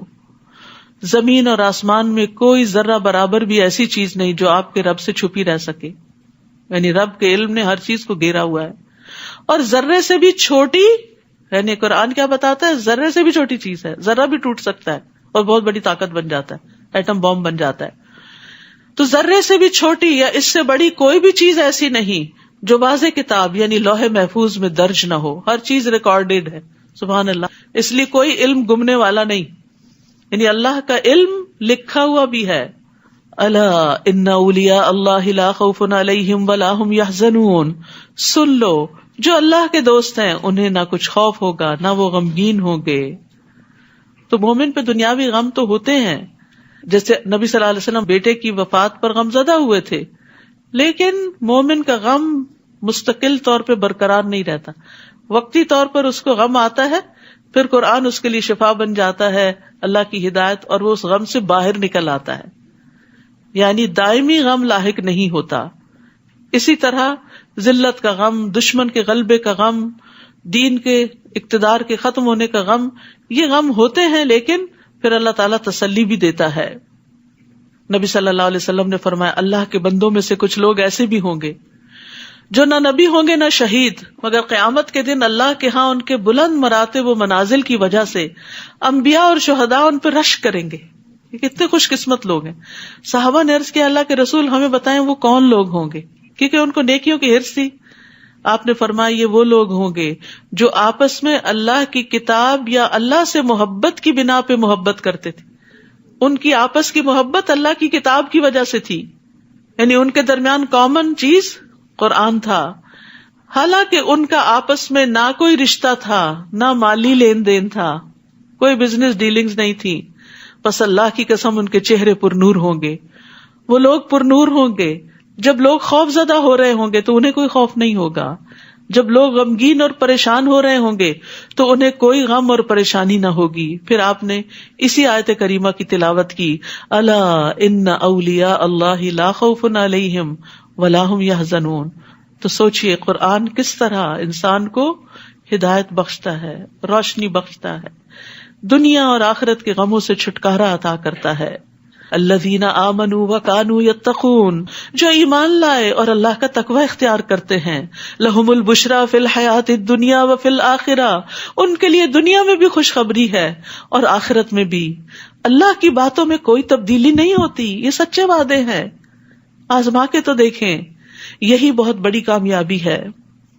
ابو ذر کہتے ہیں میں نے نبی صلی اللہ علیہ وسلم سے عرض کیا، ایک آدمی خالص اللہ کے لیے کوئی کام کرتا ہے لیکن لوگ اس سے اس کے کام کی وجہ سے محبت کرنے لگتے ہیں. یعنی کوئی نیکی کا کام وہ کر رہا ہوتا ہے، لوگوں کے دلوں میں اس کی محبت آ جاتی ہے. آپ نے فرمایا یہ مومن کو جلد ملنے والی خوشخبری ہے.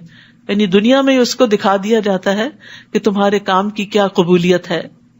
اے نبی، کافروں کی باتوں پر آپ غمزدہ نہ ہوں. عزت تو تمام تر اللہ ہی کے لیے ہے. دنیا میں اگر کوئی آپ پہ جھوٹے الزام لگائے، آپ کی غلطیاں پکڑ پکڑ کے اچھالے، تو ان باتوں پہ غم نہ کریں، کیونکہ عزت اللہ کے پاس ہے اور اللہ ہی کی ہے. وہ سب کچھ سننے والا اور جاننے والا ہے. سن لو، جو کچھ آسمانوں اور زمین میں ہے سب اللہ ہی کے لیے ہے. اب جو لوگ اللہ کو چھوڑ کر دوسرے شریکوں کو پکارتے ہیں وہ کس چیز کی اتباع کرتے ہیں؟ وہ تو محض ظن کے پیچھے لگے ہوئے ہیں. یعنی جن کا اللہ پہ بھروسہ نہیں، پھر وہ صرف خیالات کی دنیا میں ہیں، محض قیاس آرائیاں کر رہے ہیں. وہی تو ہے جس نے تمہارے لیے رات بنائی تاکہ تم اس میں آرام کرو اور دن کو روشن بنا دیا کہ اس میں کام کاج کر سکو. اس میں بھی ان لوگوں کے لیے نشانیاں ہیں جو حق بات سنتے ہیں. لوگوں نے کہہ دیا کہ اللہ نے کسی کو بیٹا بنا لیا ہے. وہ ایسی باتوں سے پاک ہے، اس کا کوئی بیٹا نہیں. وہ بے نیاز ہے. جو کچھ آسمانوں اور زمین میں ہے سب اسی کا ہے. تمہارے پاس اس کی کوئی دلیل نہیں. کیا تم اللہ کی نسبت وہ بات کہتے ہو جو تم جانتے نہیں؟ آپ ان سے کہیے کہ جو لوگ اللہ پر جھوٹ باندھتے ہیں وہ فلاح نہیں پا سکتے. تو اللہ کے بارے میں غلط بات مت کہیے، اپنے پاس سے باتیں بنا کے مت اللہ پہ چشمہ کیجیے. ان کے لیے جو فائدے ہیں دنیا میں ہی ہیں. یعنی من گھڑت دین پیش کر کے دنیا سے تو کچھ فائدے حاصل کر سکتے ہیں، پھر انہیں ہماری ہی طرف لوٹ کر آنا ہے. پھر ہم انہیں سخت عذاب کا مزہ چکھائیں گے کیونکہ وہ کفر کیا کرتے تھے. انہیں نوح علیہ السلام کا قصہ سنائیے جب انہوں نے اپنی قوم سے کہا، اے میری قوم، اگر تمہیں میرا کھڑا ہونا اور اللہ کی آیات سے نصیحت کرنا ناگوار گزرتا ہے تو میں نے اللہ پہ بھروسہ کر لیا ہے. تم یوں کرو کہ اپنے شریکوں کو ساتھ ملا کر ایک فیصلے پہ متفق ہو جاؤ جس کا کوئی پہلو تم سے پوشیدہ نہ رہے. یعنی آپس میں خوب مشورے کر لو، پھر جو کچھ میرے ساتھ کرنا ہو کر گزرو، بالکل مجھے مہلت نہ دو. کیونکہ ان کو یہ کانفیڈینس تھا کہ وہ جو کہہ رہے ہیں کر رہے ہیں وہ بالکل صحیح ہے، دشمنوں کی چالیں ان کو نقصان نہیں دیں گی. پھر اگر تم میری نصیحت سے اعراض کرتے ہو، منہ موڑتے ہو، تو میں تم سے کوئی مزدوری تو نہیں مانگتا، اجرت تو نہیں مانگتا جو بند ہو جائے گی، تم میرا نقصان کر دو گے.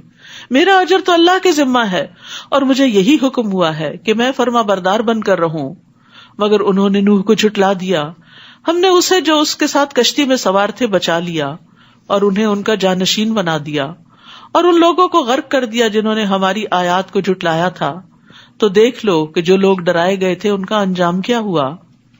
پھر اس کے بعد ہم نے کئی رسولوں کو ان کی قوم کی طرف بھیجا جو واضح دلائل لے کر ان کے پاس آئے، مگر وہ لوگ ایسے نہ تھے کہ جس بات کو پہلے جھٹلا چکے تھے اس پر ایمان لے آتے.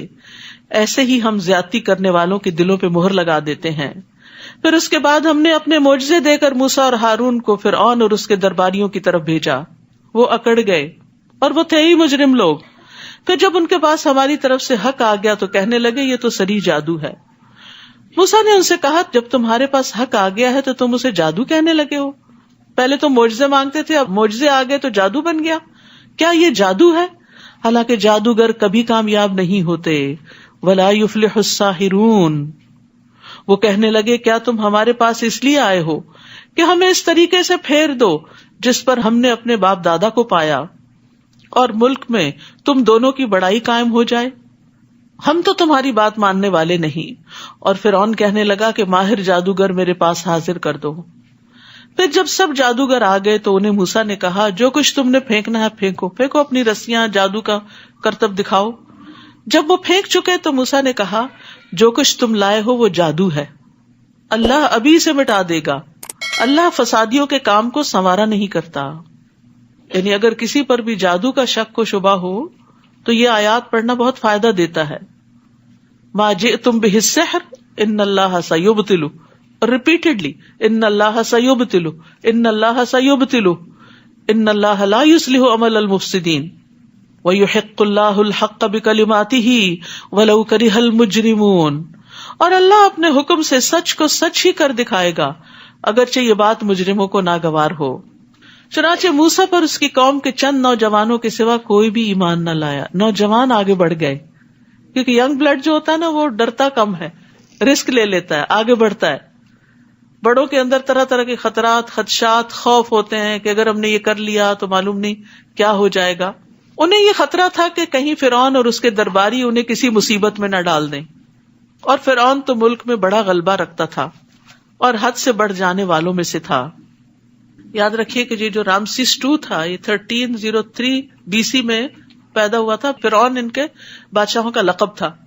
تو جس کا مقابلہ موسیٰ علیہ السلام کے ساتھ تھا یہ بہت طاقتور بادشاہ تھا. اس نے بے شمار تعمیرات کی، شہر بسائے، نہریں نکلوائی اور بہت بڑے بڑے کام کیے تاکہ لوگ اسے بعد میں یاد رکھیں. اور اپنے آپ کو رب اعلیٰ کہتا تھا.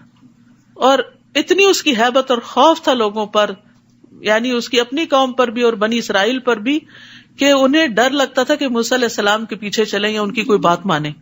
تو اسی کی طرف یہاں اشارہ ہے. فرعون تو ملک میں بڑا غلبہ رکھتا تھا، یعنی قرآن بھی یہ بتاتا ہے. اور وہ حد سے بڑھ جانے والوں میں سے تھا، یعنی لوگوں کو سخت سزائیں دیتا تھا جو اس کی بات نہیں مانتے تھے. کتنی بڑی آزمائش تھی. ہمارے لیے لا الہ الا اللہ پڑھنے میں کوئی مشکل نہیں. تو ظاہر ہے اس وقت جس نے ایمان کا دعویٰ کیا پھر اس کا اجر اور مرتبہ بھی کتنا بڑا ہوگا. اور موسیٰ نے اپنی قوم سے کہا اگر تم اللہ پر ایمان لائے ہو اور واقعی اس کے فرما بردار ہو تو اسی پر بھروسہ کرو. یعنی سارے خوف اور مشکل سے نکلنے کا راستہ کیا؟ توکل. وہ کہنے لگے ہم نے اللہ ہی پر بھروسہ کیا. فقالوا علی اللہ توکلنا ربنا لا تجعلنا فتنة للقوم الظالمین. اے ہمارے رب ہمیں ان ظالموں کا تختہ مشق نہ بنا، یعنی ان ظالموں کے ہتھے نہ چڑھے ہم. تو یہاں توکل کو دعا پر مقدم کیا گیا ہے. ٹھیک ہے، یعنی دعا مانگنے والے پر حق ہے کہ وہ اپنی دعا کی بنیاد اللہ کے توکل پہ رکھے، اللہ پہ بھروسہ کر کے اس سے مانگے کہ وہ ضرور میرا مسئلہ حل کر دے گا. اس طرح دعا کی قبولیت کی زیادہ امید کی جا سکتی ہے. اور دعا مانگنے والا یہ خیال نہ کرے کہ توکل دعا مانگنے کے برخلاف ہے، کیونکہ دعا مانگنا مقصد کو پانے کے اسباب میں سے ہے. توکل بھروسہ ہے اور دعا سبب ہے. وَنَجِّنَا بِرَحْمَتِكَ مِنَ الْقَوْمِ الْكَافِرِينَ. اور اپنی رحمت سے ہمیں کافر لوگوں سے بچا لے. ہم نے موسیٰ اور اس کے بھائی کی طرف وحی کی کہ اپنی قوم کے لیے مصر میں گھر منتخب کرو اور ان گھروں کو قبلہ بنا کر نماز قائم کرو اور اہل ایمان کو خوشخبری دے دو. یہاں بہت بڑی نصیحت اور سبق ہے ان لوگوں کے لیے جو آپریشن میں رہتے ہیں، جن کو اوپریس کیا جاتا ہے، جن کے ہاں مذہبی آزادی نہیں ہوتی، مسجدوں میں نہیں جا سکتے، اکٹھے بیٹھ نہیں سکتے، کہیں دین کی بات نہیں کر سکتے. یہاں آپ بہت خوش قسمت ہیں کہ آپ کو اپنے دین پر چلنے کی پوری آزادی اور سپورٹ حاصل ہے. تو یہ اللہ کا بہت بڑا انعام ہے کہ انسان کو اپنے دین کے اوپر پریکٹس کی سہولت نصیب ہو. لیکن ہر جگہ ایسا نہیں ہوتا، یہ آزادی ہر جگہ نہیں ہوتی. کچھ جگہ پر اللہ کو ماننے والے بڑے پسے ہوئے بھی ہوتے ہیں، تو ان کو پھر بہت بڑے بڑے اجتماعات اور بڑی بڑی جگہوں پہ اکٹھا ہونے کے بجائے کیا کرنا چاہیے کہ جہاں موجود ہیں وہیں پر ہی اللہ کا نام لیں. یعنی حالات تو ایک جیسے نہیں رہتے. کبھی آپ بڑا کام کر لیتے ہیں اور کبھی آپ نہیں کر سکتے, تو جہاں جیسے بھی حالات ہو اس کے مطابق اسٹریٹجی بنائیں. اور یہاں پر کیا کہا گیا کہ گھروں کو قبلہ بنا کر نماز قائم کریں, گھر کے اندر ہی مصلی بنا لو اور اہل ایمان کو خوشخبری دے دو. نہیں, عبادت تو نہیں چھوڑنی, عبادت تو نہیں چھوڑنی, جیسے ممکن ہو جس طرح کا حال ہو ویسے ہی طریقہ اختیار کر لو. اور موسیٰ علیہ السلام نے اللہ سے دعا کی, اے رب تو نے اس دنیا کی زندگی میں فرعون اور اس کے درباریوں کو ٹھاٹ باٹ اور اموال دے رکھے ہیں کہ وہ لوگوں کو تیری راہ سے گمراہ کرتے رہیں. یعنی وہ دنیاوی اسباب کے زیادہ ہونے کی وجہ سے لوگوں کو پریس کرتے ہیں. اے رب ان کے اموال کو غارت کر دے, ان کے دلوں کو ایسا سخت بنا دے کہ جب تک دردناک عذاب نہ دیکھ لیں ایمان نہ لائیں. قال قد اجیبت دعوتکما فاستقیما. اللہ تعالیٰ نے فرمایا تم دونوں کی دعا قبول ہو چکی, اب ایسا ہی ہوگا, تم دونوں ثابت قدم رہو اور ان لوگوں کی پیروی نہ کرو جو علم نہیں رکھتے. پیغمبروں کو بھی ثابت قدمی کی نصیحت کی جا رہی, اور یہ ہر اہل ایمان کے لیے بڑا ضروری ہوتا ہے کہ وہ جیسے بھی حالات ہوں اپنے ایمان کو پکڑ کے رکھے, آسانی ہو یا مشکل ایمان کی رسی نہ چھوڑے, ورنہ تباہی تباہی ہے. وجاوزنا ببنی اسرائیل البحر, اور ہم نے بنی اسرائیل کو جب سمندر سے پار گزار دیا, اب اللہ کا وعدہ آ گیا اور بنی اسرائیل کو نجات مل گئی, تو فرعون اور اس کے لشکروں نے از راہ ظلم اور سرکشی ان کا پیچھا کیا, حتیٰ کہ جب فرعون ڈوبنے لگا تو بولا میں اس بات پر ایمان لاتا ہوں کہ الہ صرف وہی ہے جس پر بنی اسرائیل ایمان لائے ہیں. عذاب دیکھ کے وہ بھی ایمان لے آیا اور میں اس کا فرما بردار ہوتا ہوں. لیکن یاد رکھیے کہ ایسے وقت میں ایمان فائدہ نہیں دیتا. انسان نیک اعمال کے لیے دیر نہ لگائے, ٹال مٹول نہ کرتا رہے, اچھا پھر کر لوں گا, بعد میں کر لوں گا, اس سال یہ مصروفیت, اگلے میں یہ نہیں. اللہ کی طرف آنا چاہتا ہے تو بس ڈیسائیڈ کر لے, آ جائے. ابو ہریرہ کہتے ہیں کہ رسول اللہ صلی اللہ علیہ وسلم نے فرمایا 3 چیزوں کے ظاہر ہو جانے کے بعد کسی ایسے شخص کو اس کا ایمان لانا فائدہ نہ دے گا جو اس سے پہلے ایمان نہ لایا تھا یا اس نے اپنے ایمان کی حالت میں کوئی نیکی نہ کمائی تھی. تو وہ کون سے 3 مواقع ہیں؟ جب سورج مغرب سے نکلے گا, بڑی نشانی ظاہر ہو جائے گی قیامت کے آنے کی, جب دجال نکل آئے گا, اور جب زمین سے جانور نکلے گا جو باتیں کرے گا لوگوں سے, تو پھر ایمان لانا اور نیک کام کرنا فائدہ نہ دے گا. تو اس سے پہلے پہلے جو مواقع ہیں. اسی طرح ایک اور روایت میں آتا ہے کہ جب جان حلق تک آ جاتی ہے تو پھر ایمان لانا فائدہ نہیں دیتا. اس وقت کہنا اس کو صدقہ دے دو, فلاں کو یہ دے دو, وہ تو اب دوسروں کا ہی مال ہو گیا, وہ صدقہ بھی اس وقت فائدہ نہیں دیتا. تو اس لیے صحت کی حالت میں, زندگی کی حالت میں, جوانی میں, طاقتور ہیں جب, تب اللہ کی عبادت کی طرف راغب ہوں. 7 لوگ عرش کے سائے تلے ہوں گے, اس میں سے ایک وہ جوان جس کی جوانی اللہ کی عبادت میں گزری. بڑھاپے کا انتظار نہ کریں کہ جب ریٹائر ہوں گے تو اچھے کام شروع کریں گے, والنٹیئر کریں گے. جوانی میں ہی وقت نکالیں, کچھ وقت دنیا کے لیے اور کچھ دین کے لیے. فرمایا اب تو ایمان لاتا ہے جبکہ اس سے پہلے نافرمانی کرتا رہا اور مفسد بنا رہا.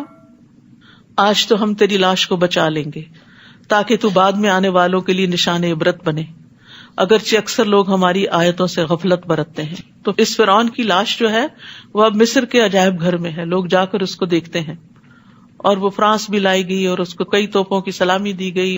تو یہ ایک نشانی ہے. اللہ نے قرآن میں کہا کہ ہم تیری لاش کو بچا لیں گے, اور آج وہ دنیا میں موجود ہے, قرآن کی سچائی کی دلیل ہے. لیکن بہت سے لوگ آیات سے غافل ہیں. ہم نے بنی اسرائیل کو رہنے کے لیے یقیناً عمدہ جگہ دی اور کھانے کو پاکیزہ چیزیں دیں. پھر انہوں نے باہم اس وقت اختلاف کیا جبکہ ان کے پاس علم آ چکا تھا. یقیناً آپ کا رب ان میں قیامت کے دن ان باتوں کا فیصلہ کر دے گا جن میں وہ اختلاف کیا کرتے تھے. پھر اگر آپ کو اس کتاب کے بارے میں کچھ شک ہو جو ہم نے آپ کی طرف نازل کی ہے تو ان لوگوں سے پوچھ لیجئے جو آپ سے پہلے کتاب یعنی تورات پڑھتے ہیں. یقیناً آپ کے پاس آپ کے رب کی طرف سے حق آ چکا ہے, لہٰذا آپ شک کرنے والوں میں سے نہ ہو. اصل میں آپ کو شک نہیں تھا, آپ کو کہہ کے سنایا دوسروں کو جا رہا ہے جو شک کرنے والے ہیں. اور نہ ہی ان لوگوں میں سے ہوں جنہوں نے اللہ کی آیات کو جھٹلا دیا, ورنہ نقصان اٹھاؤ گے. جن لوگوں پر آپ کے رب کا حکم یعنی عذاب ثابت ہو چکا وہ ایمان نہیں لائیں گے.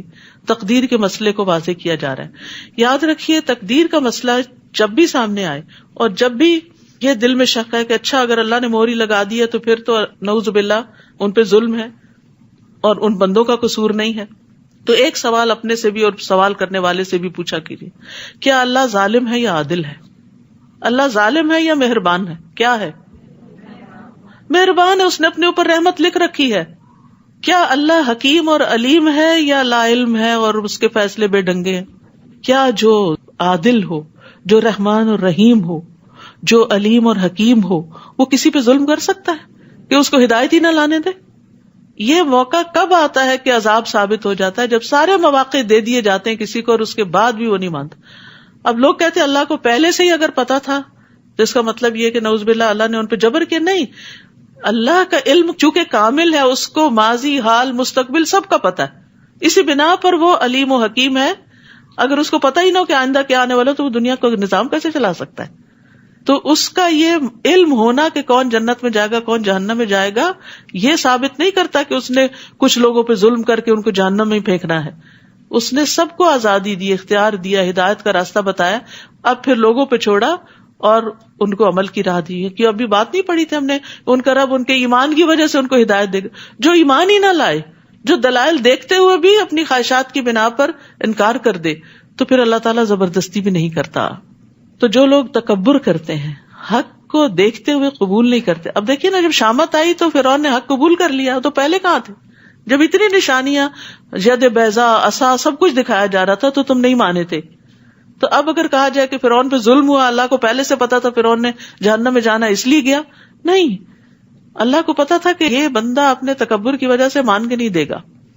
تو اینڈ آف دا ڈے بات ہم ہی پہ آتی ہے کہ ہماری چوائس کیا ہے. فرمایا خواہ ان کے پاس کوئی بھی معجزہ آ جائے وہ نہیں مانیں گے حتیٰ کہ وہ دردناک عذاب نہ دیکھ لیں. پھر کیا یونس علیہ السلام کی قوم کے سوا کوئی ایسی مثال ہے کہ کوئی قوم عذاب دیکھ کر ایمان لائے تو اس کا ایمان اسے فائدہ دے؟ فرعون عذاب کو دیکھ کر ایمان لایا, فائدہ نہ ہوا, لیکن قوم یونس کو ہو گیا. سچے دل سے گڑ گڑائے کیونکہ ان کے پیغمبر ان کو چھوڑ کے چلے گئے تھے, ابھی ان کے عذاب کا وقت نہیں آیا تھا, اس سے پہلے انہوں نے فائدہ اٹھا لیا. جب وہ ایمان لے آئے تو ہم نے دنیا کی زندگی میں ان سے رسوائی کا عذاب دور کر دیا اور ایک مدت تک انہیں سامان زیست سے فائدہ اٹھانے کا موقع دیا. اور اگر آپ کا رب چاہتا تو جتنے لوگ زمین میں موجود ہیں سب کے سب ایمان لے آتے. وہ زبردستی بھی مسلمان بنا سکتا ہے, پھر کیا آپ لوگوں کو مجبور کریں گے کہ وہ ایمان لائیں؟ آپ دیکھ رہے ہیں سورۃ یونس کا مزاج پوری عقائد پر بات ہوتی, اللہ پر ایمان, کتابوں پر ایمان, رسولوں پر ایمان, تقدیر پر ایمان, آخرت پر ایمان. تو یہ ایمان بڑھانے والی صورت ہے.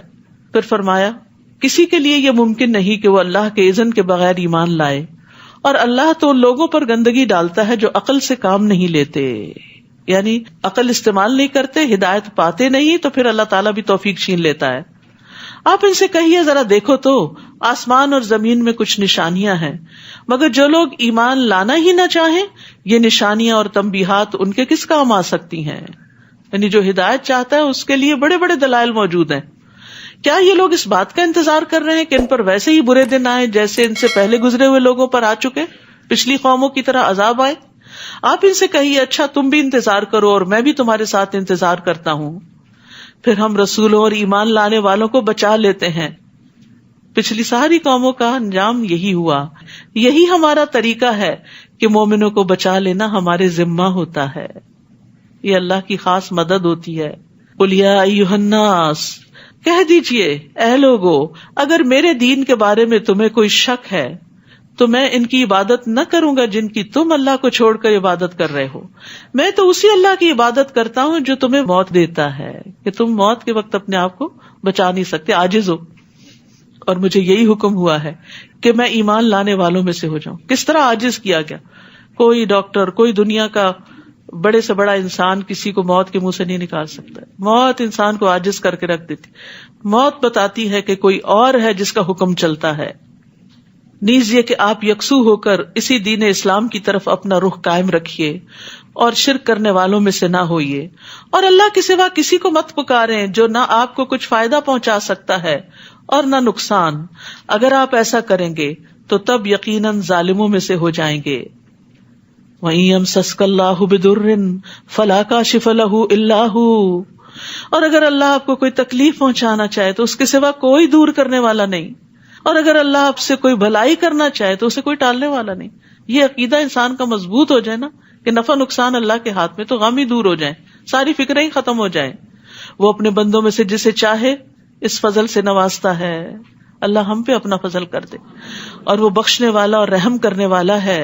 اللہ ہمیں بخش دے اور ہم پہ رحم فرما. آپ کہہ دیجئے لوگوں تمہارے پاس تمہارے رب کی طرف سے حق آ چکا ہے, حق آ چکا ہے.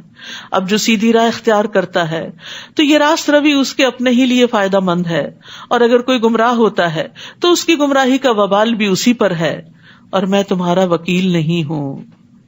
واتبع ما یوحی الیک واصبر حتی یحکم اللہ وہو خیر الحاکمین.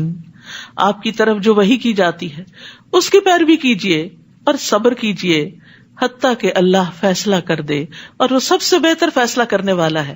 یعنی پچھلے قوموں کے انجام کو بتا کے تسلی دی جا رہی ہے نبی صلی اللہ علیہ وسلم کو کہ ابھی آپ کو جو کہا جا رہا ہے آپ کرتے جائیے, انجام کی فکر نہیں کیجیے, صبر کے ساتھ اپنا مشن مکمل کیجیے اور اللہ پہ فیصلہ چھوڑ دیجیے. وہ بہترین فیصلہ کرتا ہے, وہ انصاف کرنے والا ہے, وہ آپ کی کوششوں کو کبھی ضائع نہیں ہونے دے گا.